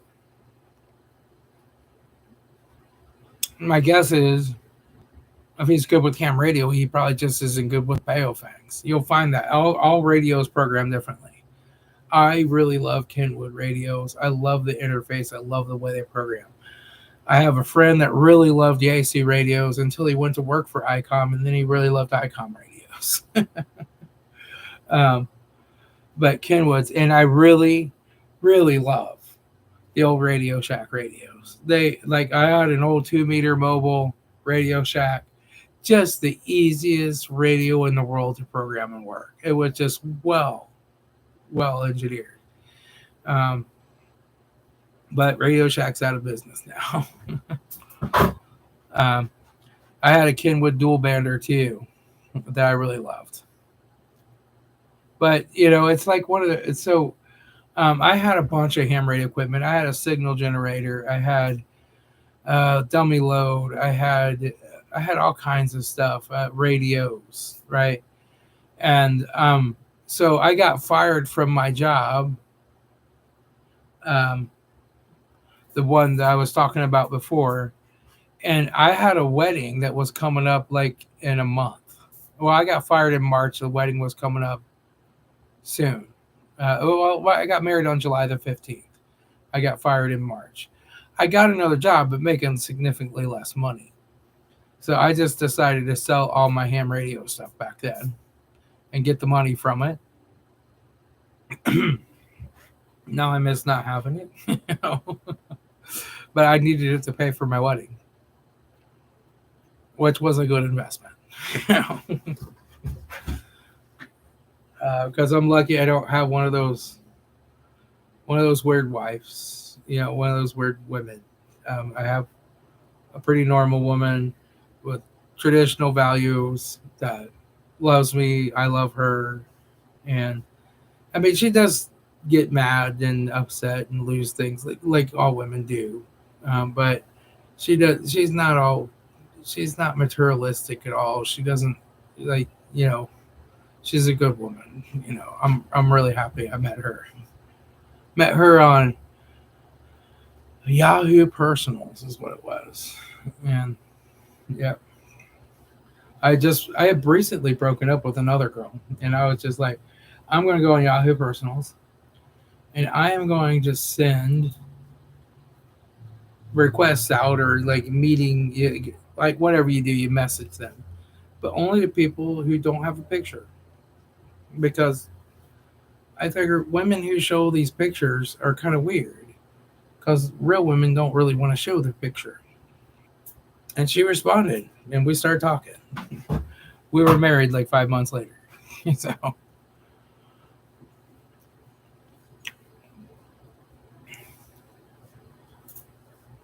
yeah. Well, I'm sure there probably is like a ham radio for dummies book or something out there. Check around if you can find some other hams in your area. There's a lot of people that teach classes. My friend, who I think is an extra now, he used to teach classes at his church. So he also taught concealed carry classes, but he taught some ham radio classes. And I almost went and took his general class, but I just had other stuff coming up at the time and I couldn't make it. So there's some in-person classes out there too. And they usually do those really cheap or free. And then you can sit there and ask questions all day long. Like, I don't understand, You'll learn things about like radio wave propagation. How does it come out of an antenna? Well, it's the same as if you throw a stone in the middle of the lake and it makes those little ripples coming out. That's the same way a radio wave propagates out of a regular antenna. Now, if you have an antenna built to give gain in a certain direction, right, then it's going to take signal away from one side and focus it towards the other side. So every 3 dBs of gain that you have effectively doubles your power, right? So even an antenna that's like my cell antenna was omnidirectional, so it went out all directions, but it had gain. It had like 12 dB of gain, and it would take it from the top and the bottom and send it out this way. So you'll learn about like line loss. Like I'm running RG8 out to my antenna here. That's better than RG58, but it's not that much better. I would be better to run like some LMR 400 because of the line loss. So you're losing power going up that line. So like I ran LMR 400 on my repeater. By the time it got up 200 feet, even LMR 400 lost quite a bit of power. But then I made that up at the antenna with 12 dBs of gain.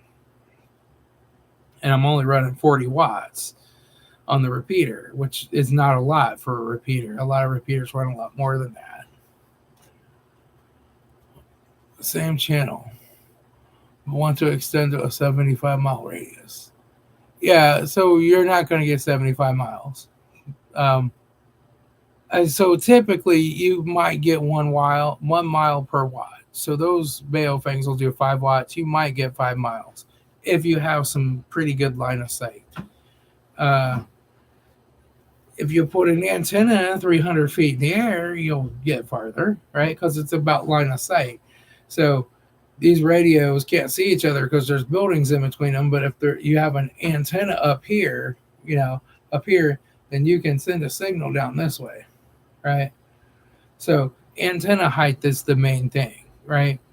So you're going to have to put an antenna up higher in the air to get your range extended. Running more watts, it helps some, but it doesn't help that much. So you're like, I can get about a mile per watt up to about 5 watts, but then you could run 50 watts and you're not really going to get out anymore if you're just having an antenna sitting there like by you. So it's all about the antenna height.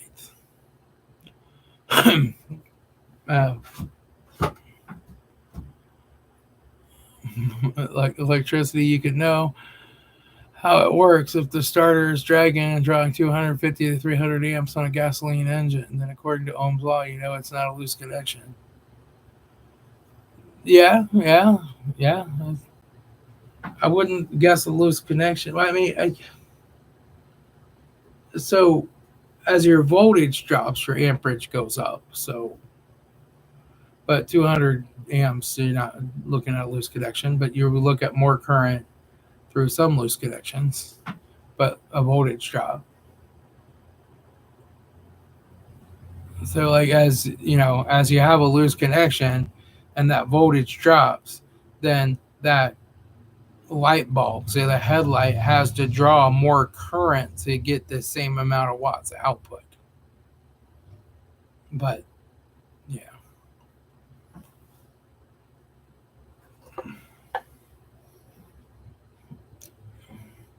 yeah, it's not going to be throwing 250, 300, right? But I've seen loose connections on a headlight start to melt the wire. Why does it melt the wire? Because the amps went up. Because the headlight is really good about drawing more current to keep the same amount of watts going out. Because your watts is voltage times current. If the voltage goes down, it has to draw more current.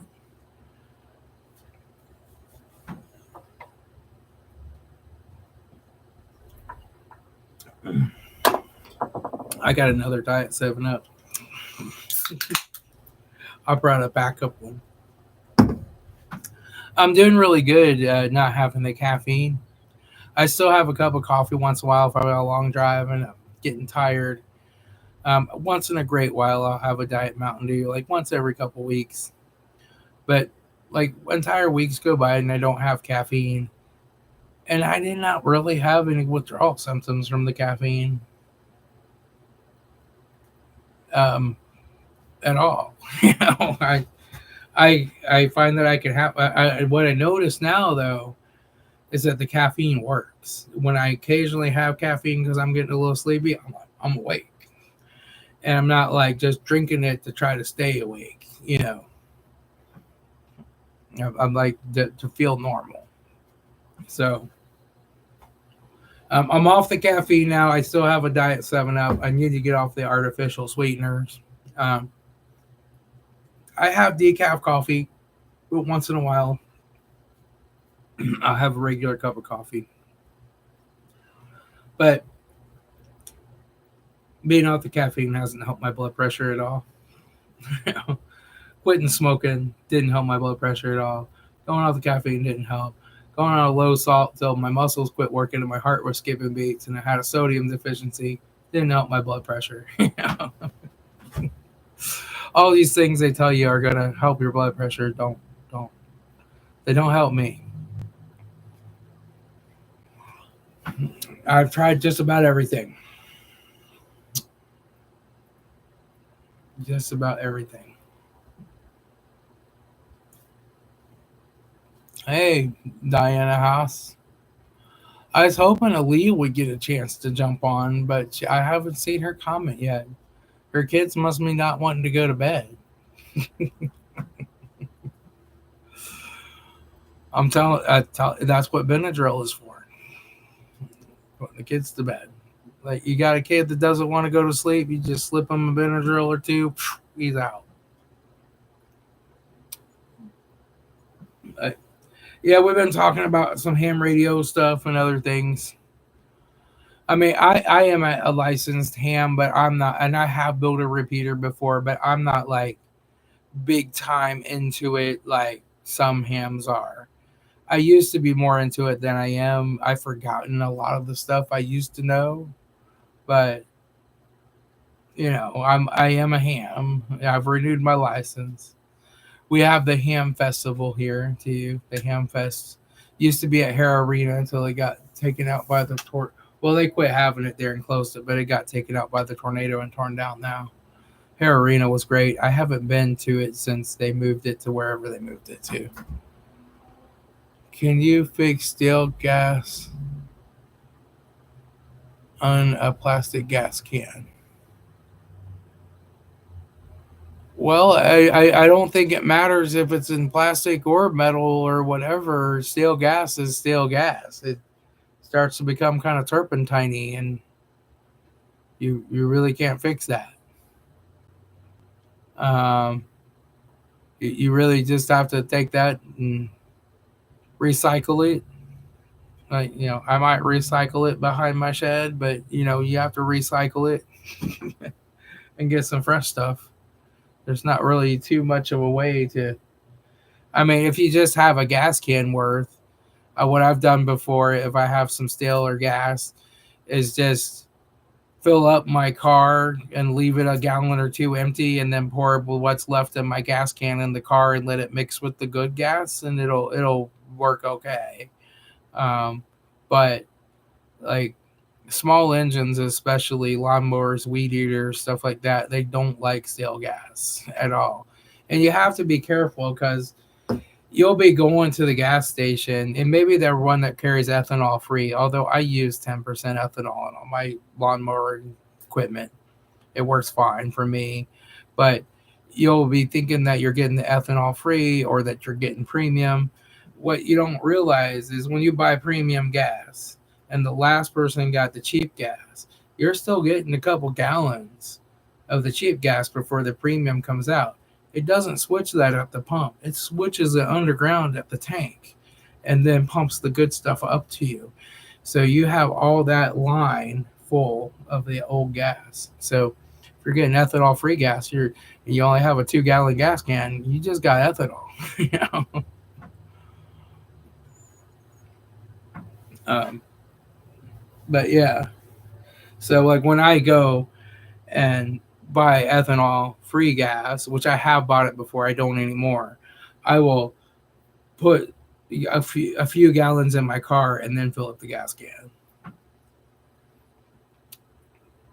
But I keep like 50 gallons of gas stored. I use Stable in it, and I've used it a year later. I've even used one of them 2 years later, and it was fine. And I store. And the main thing with gas is you have to keep all the air away from it. So you have to keep a cap on it. So let me unscrew this one if I can. On there tight. What I do is you take that self-sealing like stem cap that comes with the gas cans, you throw that in the trash, and you go on Amazon and you buy you a couple of these, and then you store the gas with this cap on it, or you can keep the weird nozzle clicky thing that makes you spill all your gas, even though it's supposed to stop it, like the federal government makes a rule now. You can keep that and just put that back on when you use the gas, and then put this back on when you're storing it. But I prefer to just use a funnel in this. That's the best way to not spill your gas. I have an old metal gas can and it works great. It's got like the old, you turn the nozzle upside down, put the cap on it, it seals it. You take the cap off, you turn it the other way around, and then you have like a little flexible nozzle, and then you have a little air vent that you can open to pour it in. Those cans used to work so much better than what the federal government mandated. But, that's what they do. Put this back on over here. Okay, get it on right. You can't cross thread it.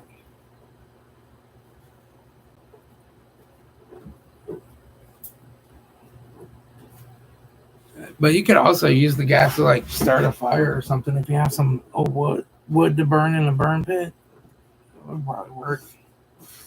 There, now it's on there tight, sealed up. But you want to keep it. Gas absorbs water, so it absorbs the water from the air, and you can actually take gas that's been stored for a long time and it's stored open, and you'll take and pour that out into a jar, and you'll see like this much water at the bottom, and the rest will be gas.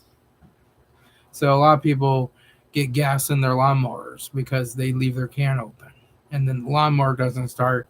Then they take it in to me or somebody else to service it, and all we have to do is change the gas in it and clean out the carb a little bit, make sure it has no water in it, and it fires up and runs fine.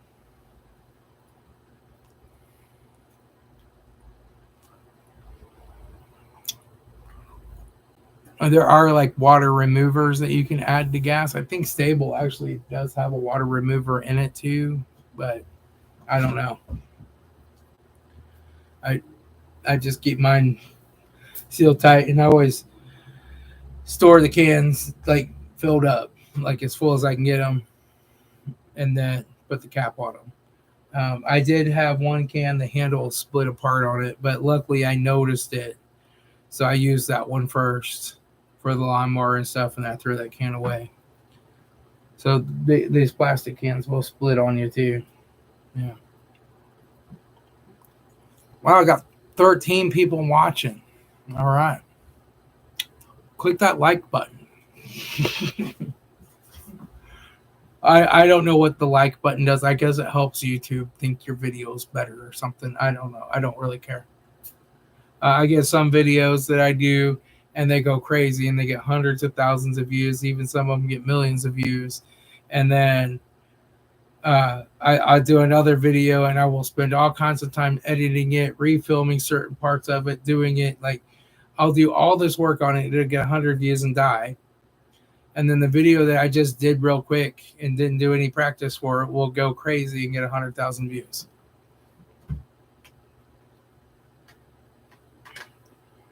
Yeah, how long did you store it for? I mean, so like gas without Stable, you're looking at like a maximum of 6 months. Probably more like 3 months, but maximum of 6 months. If you're storing it like for a year or longer, I get. And how do you know that it's bad? Does it just smell bad? It doesn't run or what? But yeah, so I use Stable. I've got some over here. Hang on. Nope. But I just use some of this in my gasoline, and there's a certain amount you can measure out here. It tells you on the instructions how to measure it out in this little spout. It's supposed to come down out of there, I think, but it's not. Maybe I have to open it. No, that's not working. Oh, that's leaking. I don't know. It's supposed to come out of there, but you're supposed to measure it up to a certain point there. But this is not measuring up. Let me throw it back and then open it.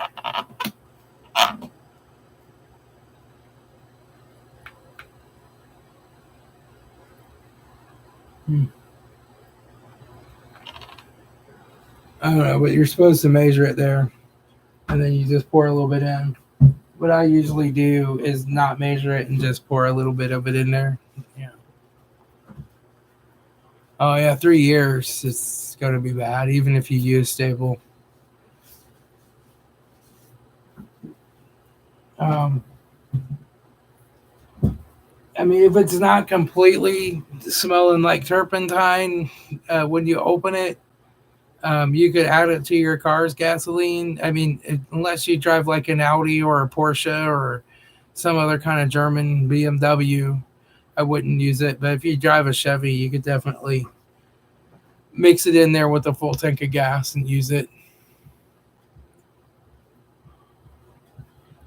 Yeah, the 3 years, it's probably bad.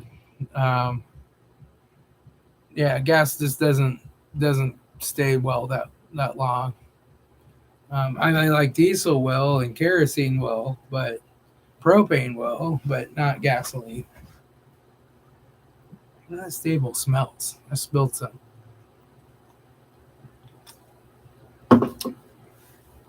Yeah. Probably be better off to either get rid of it or try to use it up in like your car and mix it with a bunch of good gas in your car and then get some new. Um, so I don't know uh, where to take it to dispose of it. I don't know if AutoZone will take it with the oil recycling. Probably not. That's a good question. I'm not sure. Like I said, I recycle mine behind my shed. But there are places that do it because I know some people that have some small engine repair shops and they store it in a big container and they have people that pick it up. I would Google it. I'm sure you'll find some place that will take it. But if it's not that bad yet, if you take a little bit of it and put it on a piece of wood and light it and it catches on fire, it's good enough to put it in your car and mix it with some good gas.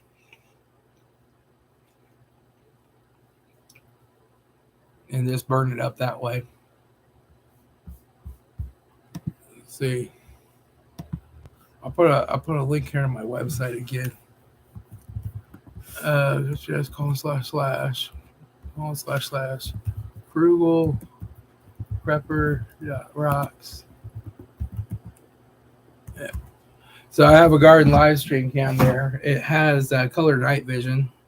This will be the first time I look at it, and it's color night vision. I'm going to go look at it. Tapo.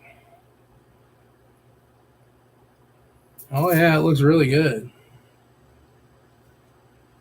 Especially with the mercury light on, you can really see that baby. Yeah.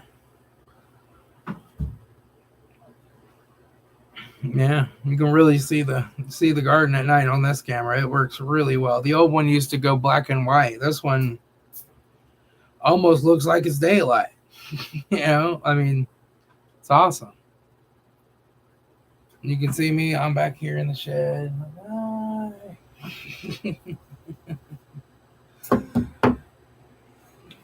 But yeah, if you want to ever look at my garden and see how it's doing, you can go to that garden live stream cam on my website. I also am out there working like every night and for about 15 or 20 minutes.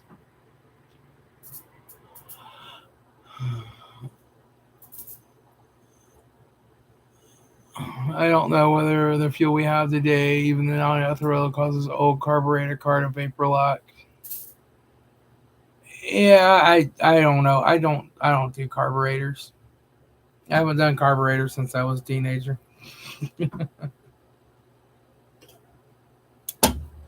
Fuel injection's the only way. So I upgraded my garden live stream cam, and it like hang on, let me tell you, it's a Tapo C320WS. It's made by TP-Link. I also have worked with some of their less expensive cameras that aren't color night vision, and they are just awesome. They work really well. They do RTSP natively. See, the old Wise cam that I have, that I like, all my other cameras are Wise because I bought them a long time ago. They won't do RTSP natively. You have to load a special firmware, which they no longer have on their website, and but you can download it from another site, and you have to load that on there, and it'll do RTSP, but it loses its ability to do recording to the SD card, and it's not supported. So and it looks crappier on RTSP than it does on the app. So I did that for a couple years, but then I bought this Tapo. It's a color night vision. It's a 2K camera. Um, it does wireless plus wired. It's weatherproof, so you can put it outside. Um, it's a really nice camera. It's really easy to set up. I really like their app, the way they program. So I'm going to eventually change all my other cameras over to Tapos, but I just can't afford to start changing them. So every once in a while, I'll buy one. But um, it's really nice because they do RTSP, which means you can run an MVR and record to the MVR as well. With Wise, there is no MVR option. So, and they're cheaper than the Wise cameras. So it was $15 for the one, and this one was like their most premium camera. It was $37.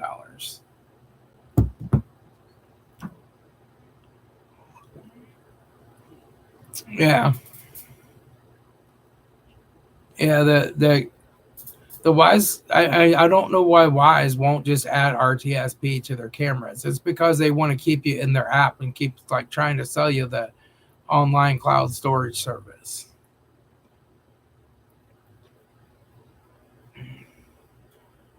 Yeah, Hikvision. I mean, so I had to get Hikvision DVRs at work because our old DVRs wouldn't work with the once they did away with Internet Explorer, they wouldn't work with the Edge, even in Internet Explorer mode. So we had to go with the Hikvision DVRs. We're getting new camera systems or whatever, but I just had to put something in to get them recording. But and the nice thing is the Hikvisions will connect to an RTSP camera. There's a way to do it. So you could literally take these Wise cameras, put them in, and then use your Hikvision to grab the audio and record it. I mean, it takes a channel, even though you're not using a physical channel, but you know, it takes a virtual channel, I guess.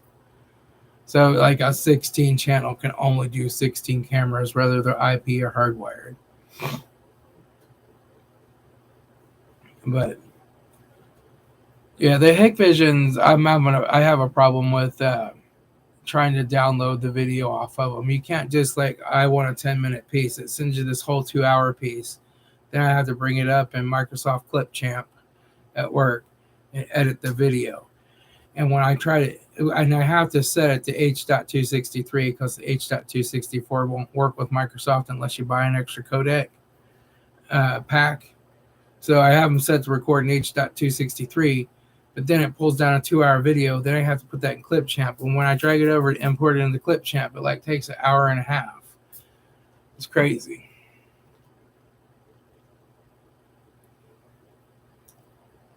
Yeah. Yeah. I'm working towards getting some more cameras up and getting some security and getting into NVR. But right now I have the Wise cameras. I think I have about 12 of them covering my property from every different angle. I have some outdoor ones, some indoor ones. I have a color night vision one. I have one that covers the whole front of my house that's mounted up on top of the house. So I put in a power over Ethernet switch, and then I run a Cat5 cable out to them. And then I have a little adapter that goes from the power over Ethernet, but gives power over a micro USB and plugs into the back of them. So I power them up that way. Um, and I got the cheapest PoE switch on Amazon, and I don't even connect that PoE switch into my regular network. It's just there for powering the cameras, and the cameras are Wi-Fi. And then I have Wi-Fi in my house, Wi-Fi in my garage, Wi-Fi back here, and I have I have 3 Ubiquiti Nano stations connecting all those together. So I have 5 gigahertz Ubiquiti Nano stations, and then 2.4 and 5 gigahertz in the garage and stuff. My garage is named FBI van number 284, and my shed is named Captain Crunch, and my house wireless is Blue 2600.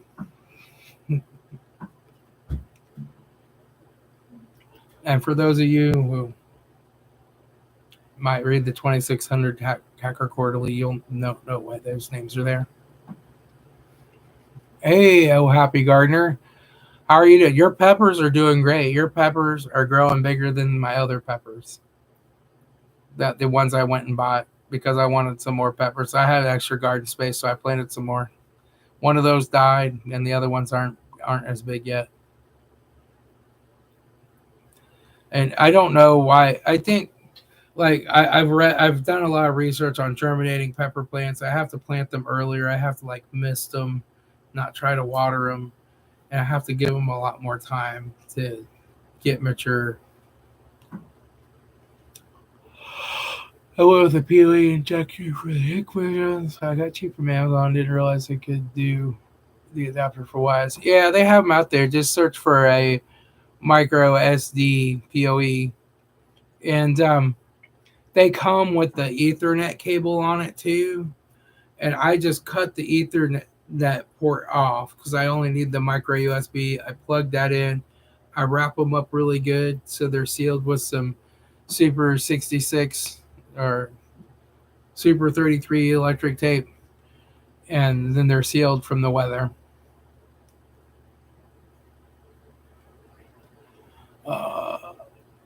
I say get temperature down and start and stat and radiator, then install a Holly pump with 67 psi. Adjust float. Problem solved. Yeah, I just rather do fuel injection. Jack's Auto Repair. I just like fuel injection. If it don't have a computer, it ain't worth having. It's got to have a computer. It's got to have fuel trims. It's got to have injectors. Oh, happy gardener, that's great.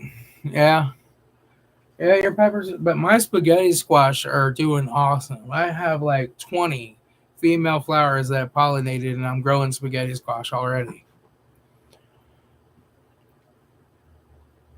Yeah, I still reload Camaro Kid. I don't do it as much right now in the early summer because I'm so busy with other projects. I don't get to the range very often.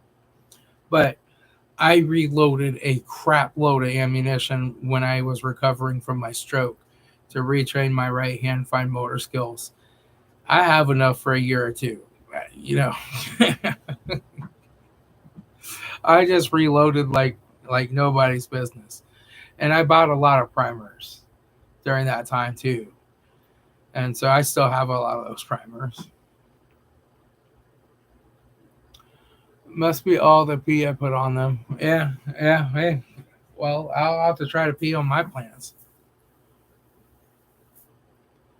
I spend my entire summer at the range. Yeah, I mean, I go to the range in the wintertime when it's snowy and it's cold and you can't get out and work on the garden, work on cars, do stuff.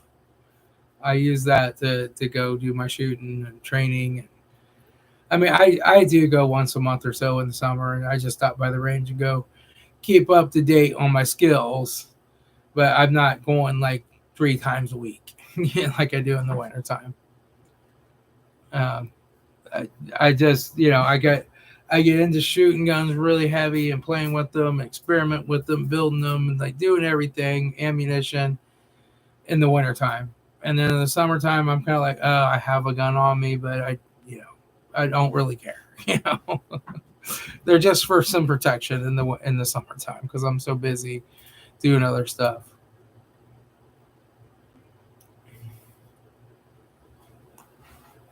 So how's your garden doing? Oh, how happy gardener. I might have drove by it yesterday and saw it. Had to go to my mom's, pick up an extra piece of garden hose.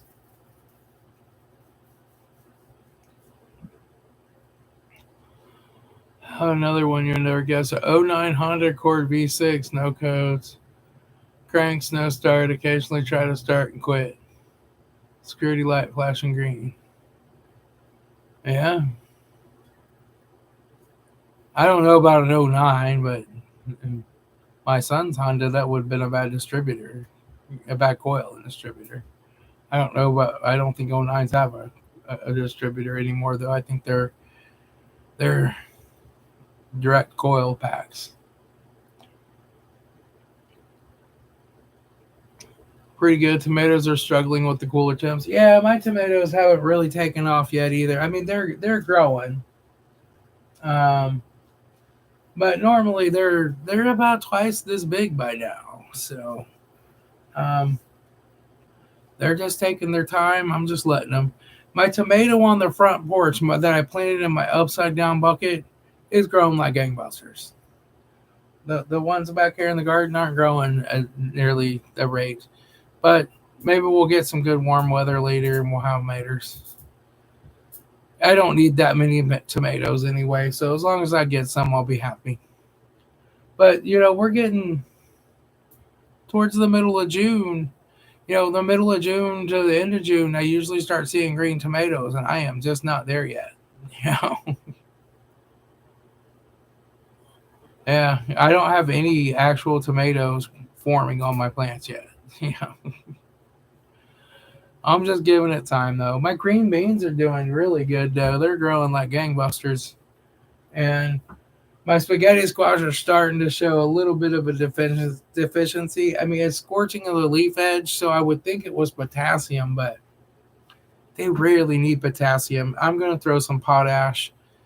I'm going to go ahead and throw some magnesium and calcium on them tomorrow because they have just taken off and they're growing like crazy. So I wouldn't be surprised if they're not getting all the nitrogen they need and they're running out of another one of the macros.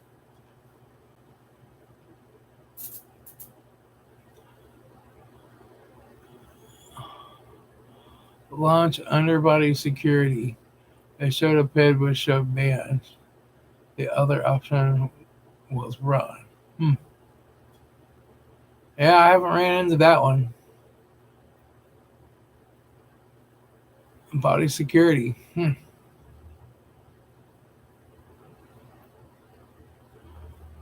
Yeah, I haven't run into that on a Honda.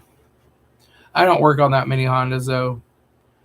I did a starter. I think it was like an '09 or it was an '09 or to '11 Civic. Holy crap. That was a job. I thought, oh yeah, I'll put a starter in it. I quoted him kind of a low price. I thought it can't be that hard. 4 hours later, I'm still out there cussing, laying under the car with it up on jack stands. After I fought to get the exhaust off.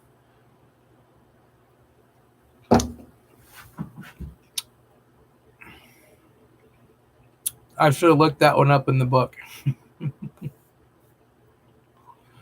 No wonder he was like, really? That's not bad. He's like, I'll bring it over. I'll have it towed over there. I'm like, oh, he's got some other prices. I wonder why they quoted him so much. And then I found out why. But I just got through it.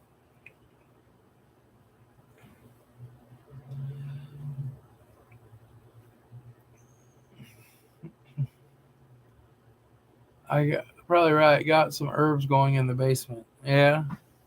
So I'm all shut down on my plants downstairs. I normally do grow some basil, thyme, and oregano up front. But I normally buy it, and they want $6 a plant now for those Bonnie plants, and I'm just like, no, that's too much. I can buy a big thing of oregano for like $2 at the store. I don't need to grow it. for $6. That makes no sense. So, um, but I think I might try to find some seeds and grow some next year. I do have some catnip seeds, which I wanted to grow some catnip because normally I put a big catnip plant on the front porch and all the cats from the whole neighborhood lay out there and get high. Just like laying on my front porch, like yeah. They eat the plant. Like I have to take the plant inside sometimes to let it grow, because they'll eat it down till it's dead. No, they aren't. So, um, I was at Home Depot the other day, and they had a Bonnie's truck there just loading up with the plants, like to take them back. Just shelves and shelves of them. They filled up an entire Bonnie's box truck with plants from Home Depot, and they still had more plants there.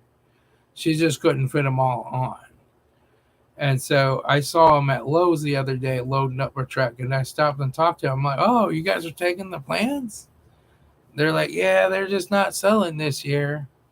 I'm like, "Uh huh. That's because you raised the price." First, I thought a green flashing light was good. No, she had a decorative pink ring with a little diamond inlay stuck to the ignition switch, and it was metal. I removed this and it runs. Oh, so it wasn't reading the chip key. Yeah, yeah. See, my son's Honda don't have a chip. He's got a 96 and it's chipless. But I know they made some 96s with the chip. It was an option back then. I don't know, like, why they.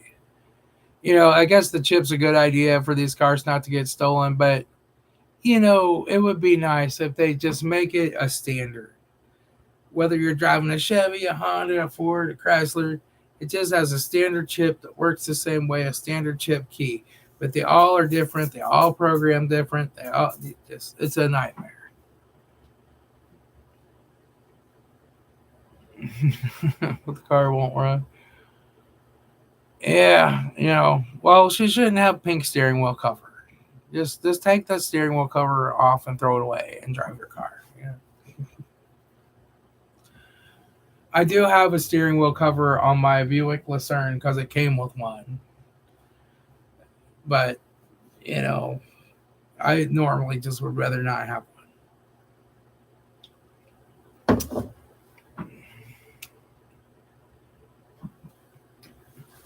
Yeah, and my peas out front. They're doing good too. I planted, like, there were this pack of peas I got for 50 cents, and they're like supposed to be like color for flowering peas. I mean, they put on sweet peas, but they're all different colors, like purple ones and red ones and bluish ones, and they're supposed to put on all these like pretty flowers, but they also make peas. So I'm going to grow those and see if I can save the seeds from them and plant them, because I mean, I really don't care about the peas. I can eat peas as long as there's no peas in them, as long as you eat them before the pea forms, because the peas high in carbohydrates. Um, but I think they're just really pretty looking. So I'm going to try to get a bunch of seeds and then plant those in my flower bed next year. Some tall telephone peas. So like you can like make phone calls on them, like ooh, ooh, ooh, ooh. The little pea up there.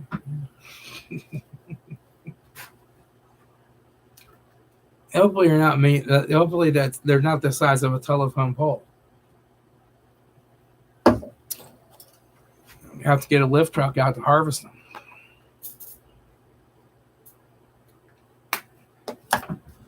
I've grown peas a lot in the past, and I've even grown them in the heat of summer when people say, "Oh, you can't grow peas right now; it's too hot." As long as you keep them watered, they've been perfectly happy.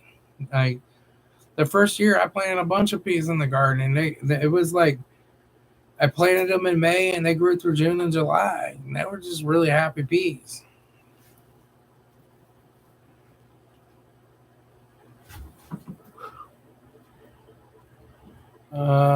Baker Creek sold them. They climbed pretty high.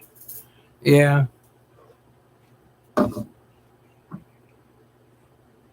I just ordered some more Paracine carrots from Baker's Creek. They want $3.75 a pack. So this year, last year I planted the onions in the fall and I let them grow a little bit and then die back over the winter. And this year they're flowering. They're probably going to be ready to harvest the seed off of here in another week or so. So I'm going to have a bunch of onion seeds. But I'm going to do the same thing. I'm going to plant the carrots here late summer and then let them die back over the winter. And just to make sure they don't freeze and die in the ground, I'm going to go ahead and put up my hoop house with a greenhouse over that for the winter to help keep it a little warmer in there. And hopefully they will grow back next year. And I'll get seeds from them. And then I'll just have thousands and thousands of seeds. They only stay good for about 3 years. Then you have like a 20% loss every year after that. But carrots are one of them things you just throw a bunch of seed down and thin them out anyway. So I don't really care about that. It'll save me from having to buy these expensive seeds. It'll save me from $3.75 for 300 seeds. It's crazy. And that's a minimum quantity. So there might be a little more than that in there. They just do those little seeds by weight. But I don't know. I mean, I really want to get to where I can just, everything I grow, I can save my seeds from, except for my celebrity tomatoes because they're hybrid. But I really like celebrity tomatoes. But I'm trying some different tomatoes. I'm going to try to find an heirloom that does good. Yeah, that's actually part of the Mittlighter method. You're supposed to mix the seeds in a jar with sand. I have a whole bucket of sand just for that, and then you spread them out. Yeah, and then I cover them with sand till they germinate. That's how I do carrot seeds. That's actually in the Mittlighter book. Yeah.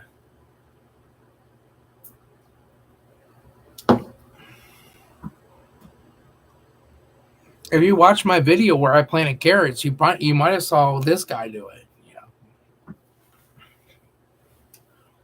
I planted them late fall 2 years ago. And then I let them grow. And I came out and under my hoop house, I just let them continue to grow. And I came out and harvested them like February. They were still green and growing under there. And they were good carrots. I mean, I grow the little tiny Paracine carrots, but we still like wash those off and then put them in a pot and cook it with chuck roast.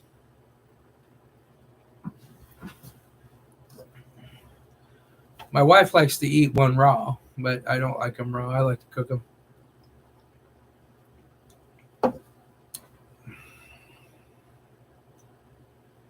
I had no girlfriend in high school that loved carrots. She was always eating carrots. Like in between classes, she was eating carrots. Carroty crazy. And she wasn't really a girlfriend. She was a friend, but I kind of liked her like a girlfriend. I don't know. I mean, I was a senior. She was a sophomore.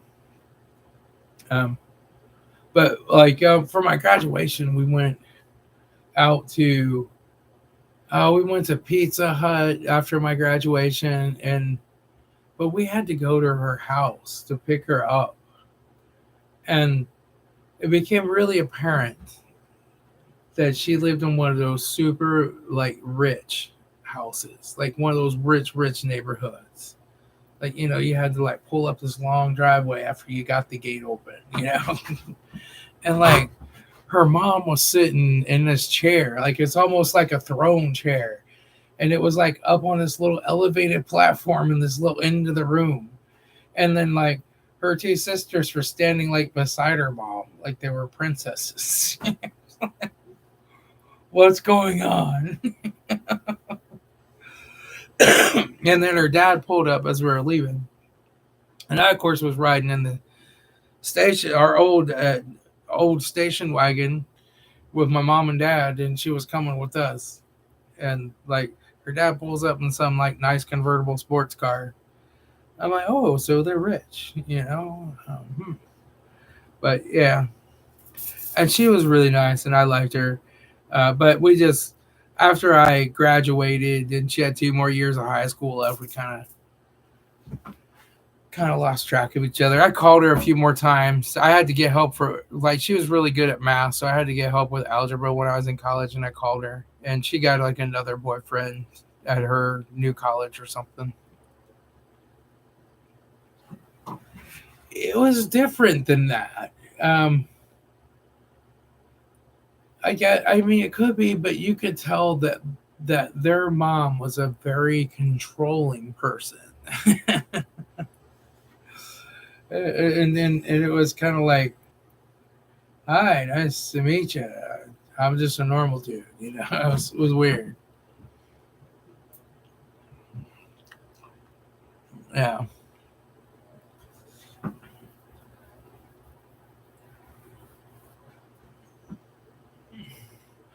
but you know, at least she was a good friend, even if not an official girlfriend. And we talked on the phone all the time. And I don't know if I don't think it's so much that I was friend zoned. I think she just wasn't allowed to have a boyfriend.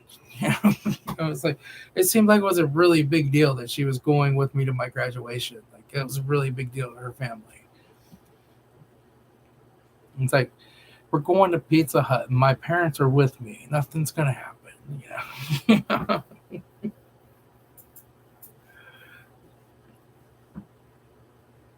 But I think I met her when we took computer assembly and maintenance. Is when we met. When we started talking. But yeah, I mean, I went to Dayton Christian, and there was a lot of really stuck up rich people there. A lot of people would make fun of me. They'd be like, "Where'd you buy your shirt? Walmart? It's not even a real Izod." You know, like because Izods were popular back then. It's like, uh, yeah, I bought it at Kmart in the blue light special. What's your problem? You know, it must be nice to be able to buy real Izods from the elder beerman or whatever. It's good that you have more money than you do brands, you know, but I don't. But then they all had to pass introduction to computers, so they needed my help. And some of my helps. I remember one girl was really mean to me. Her name was Megan. She was dating this other guy called John. And so we waited till really late in the night, and or I did, and like 3 in the morning, I called her house and I let the phone ring and ring and ring. And finally, her dad answers the phone, like, hello. I'm like, hey, is Megan there? It's like, who is this? I'm like, oh, this is her boyfriend, John. It's like, it's 3 in the morning, John. Oh, so she's not available right now? Okay, well, I'll call back later then. And he like hangs up the phone. I wait 5 minutes and I call back and I let the phone ring and ring and ring until he answers again. Hey, is Megan there? I did that like 5 or 6 times. And the next day I went in Bible class. They were fighting before class started. Like, you can't call my house that late. I didn't call your house. Don't lie. My dad knew it was you. Yeah. I just have fun with people like that.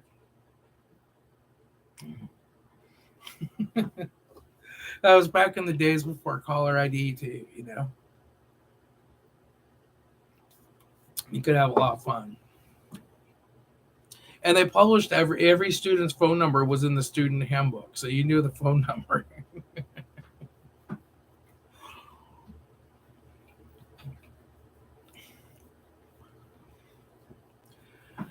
But yeah, I mean, going to a Christian school was a little bit weird. Um, Christians are all like, "Oh, we don't support abortion. You keep the baby and all this stuff." And I agree with that. I don't think that abortion's a good thing.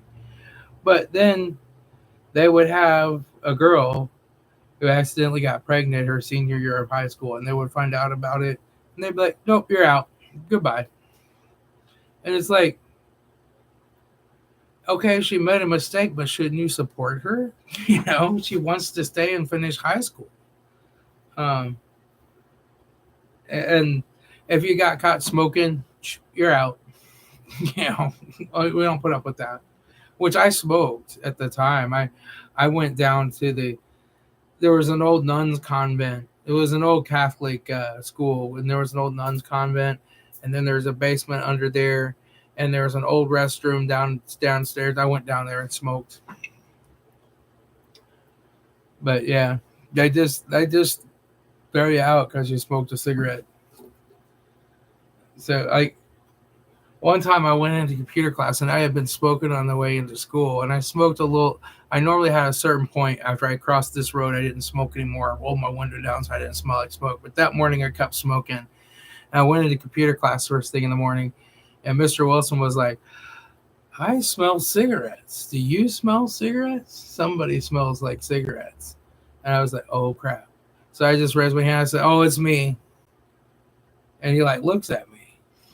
And I'm like, my dad's a smoker, and he was smoking this morning, and I had to ride part way with him. Oh, okay. It just went on.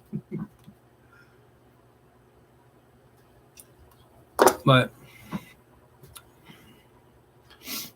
I don't think that smoking's a Christianity problem necessarily, although you're supposed to take care of the temple of the Holy Spirit. But most people sit around and eat chocolate cake and sugar and refined seed oils and crap all day long, and they don't take care of their temple of the Holy Spirit. And smoking's just one more bad thing. I mean, I don't think smoking's necessarily a Christianity problem. It's more of a health problem. But yeah, I really liked going to Christian school because they had a good computer program that I really learned a lot from.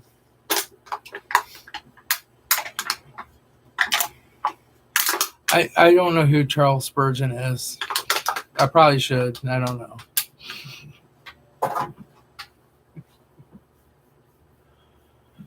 I come.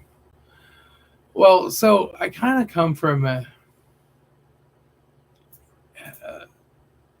almost an Amish background, like a strong order Mennonite Amish background, but not immediately, but in my history, that's where my religion has come from. On my mom's side, on my dad's side, I mean, he was a Christian and he went to church and stuff, but he didn't grow up that way because there were 12, 12 people living in a one room cabin with no running water or no power. So, they were always busy working to get a little bit more flour to make some more gravy.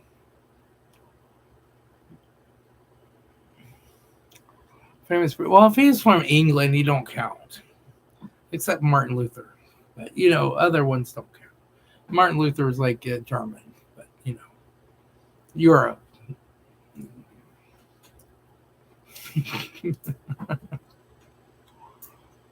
Martin Luther nailed it.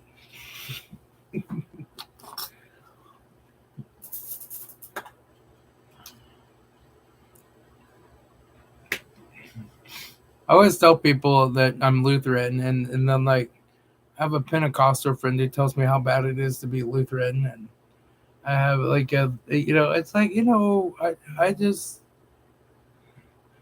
and they're like, well, Lutherans are letting gay people get married in their churches. Like, not my Lutheran church, but some of them are. I don't know. I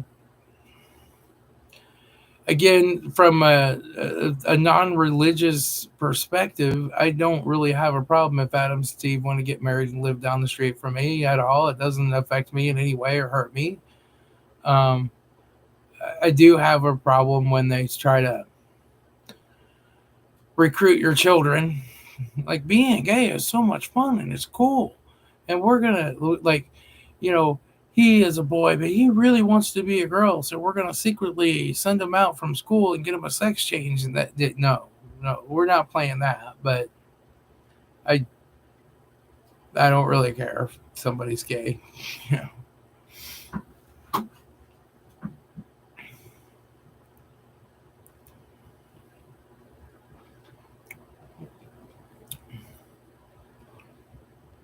Yep. Yeah, Martin Luther nailed it. That's what I always say about Martin Luther.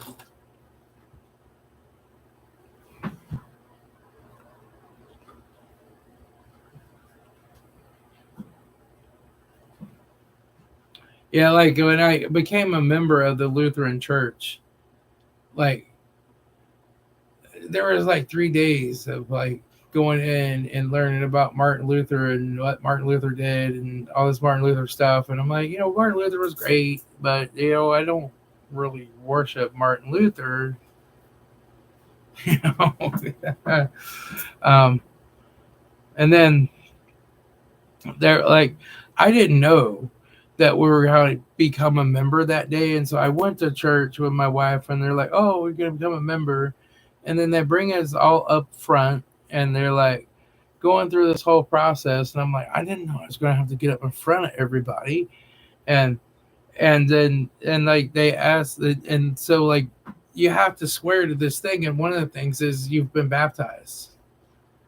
And I'm like, oh, I've never been baptized. What do I do? What do I do? And so I just went ahead and said, I swear to that, and became a member. But I never have been baptized. I'm baptized in the Holy Spirit.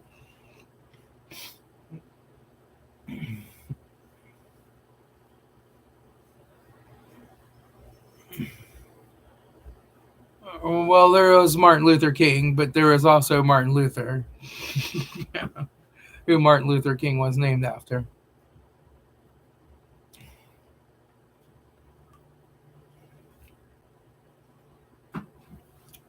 I don't really think she set me up. I just didn't know that was all going on that day. Or, the last church I became a member of, it was like, you want to be a member? Like, yeah, sure. Okay, you're a member. It's just that simple. And, I went and I tied money and, I was a member and there was no special process. Like my friend who's a Pentecostal, his church makes you swear that you'll never drink alcohol or do drugs or smoke cigarettes or do anything like that. And I'm like, well, I don't drink alcohol, but I don't think it's wrong to. He's like, oh, alcohol's bad, blah, blah, blah. The Bible tells you not to drink alcohol. I'm like, well, the Bible actually tells you not to be a drunkard. It doesn't tell you can't have a glass of wine.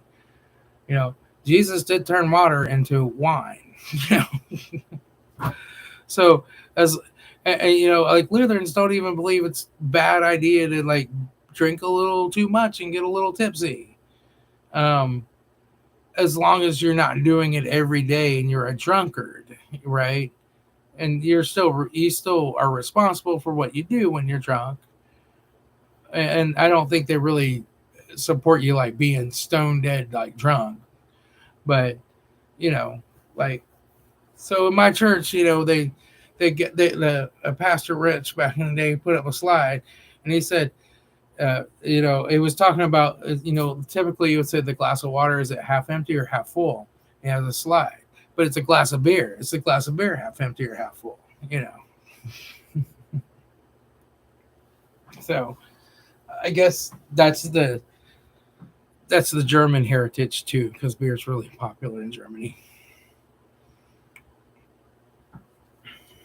But I had some neighbors back in the day that were Catholic, and they were like, it's Monday, let's get drunk. Hey, it's Tuesday, let's get drunk. It's Wednesday, I know, let's get drunk. I mean, they were always drunk.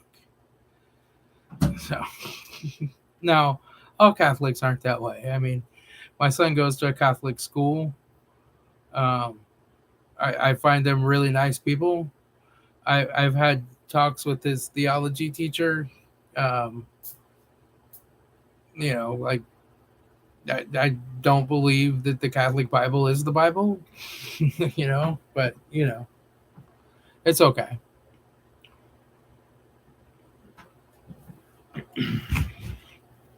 But well, it's about 10:30. I gotta get inside. I gotta close up this garden and turn on the electric fence and go inside and go to bed so that I can go do my boring computer job tomorrow and set up more users and tear down more users. And like some of the users, they quit or get fired even before I have a chance to finish getting them set up. They like work one day and they're out of there. It's a never ending cycle of just hurting people over here, especially lately. It's just like every day I have to go through and set up their phone, set up their cell phone, set up their DID, set up their fax, set up, and then like 2 weeks later they're gone, and I have to go through and tear all that stuff down. It's just constant. But it is what it is. But I'll put the link to my website here one more time.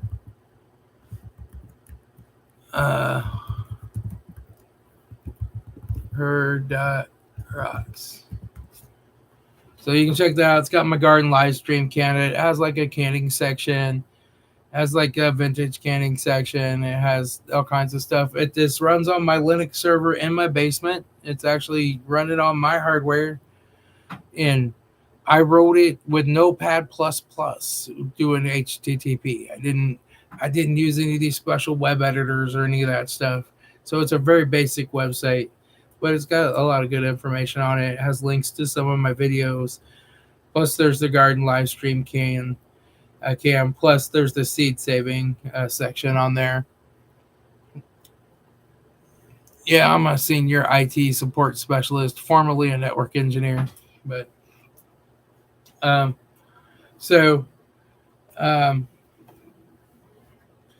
my website has the seed saving section.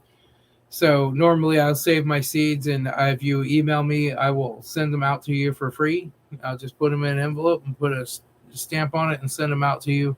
Right now they're all out of stock. Like they all sold. They all, I guess, sold out, but they're really free. So the seeds I collect this year, I'll have some more. But you can check out my website if you want. I would like to get a guest book on there, maybe some kind of a blog thing eventually, but right now it just is what it is. It runs my garden live stream cam that you can view and check on my garden 24/7, and it just has some other stuff on it, just a basic one. So I'm not a web developer. I'm an IT guy, but I don't know anything about how to write websites. So, especially today, like, back in the day, you just opened up Notepad, ripped out some HTML, made your home page. But these days, it's all crazy. I don't do that stuff. But I might one of these days try to focus on getting it done a little bit better. It doesn't have a mobile version for the phones, but you can still scroll through and see all the information. It just won't be like laid out quite right. So it'll still work on your mobile phone. And you can still view the garden live stream cam on your phone. So I'll talk to y'all later. I'm going to go ahead and end this live stream. I just thought I'd hop on here tonight because Amazon was late delivering my package and I couldn't finish my watering system. So I'll talk to y'all later. Everybody, have a good night.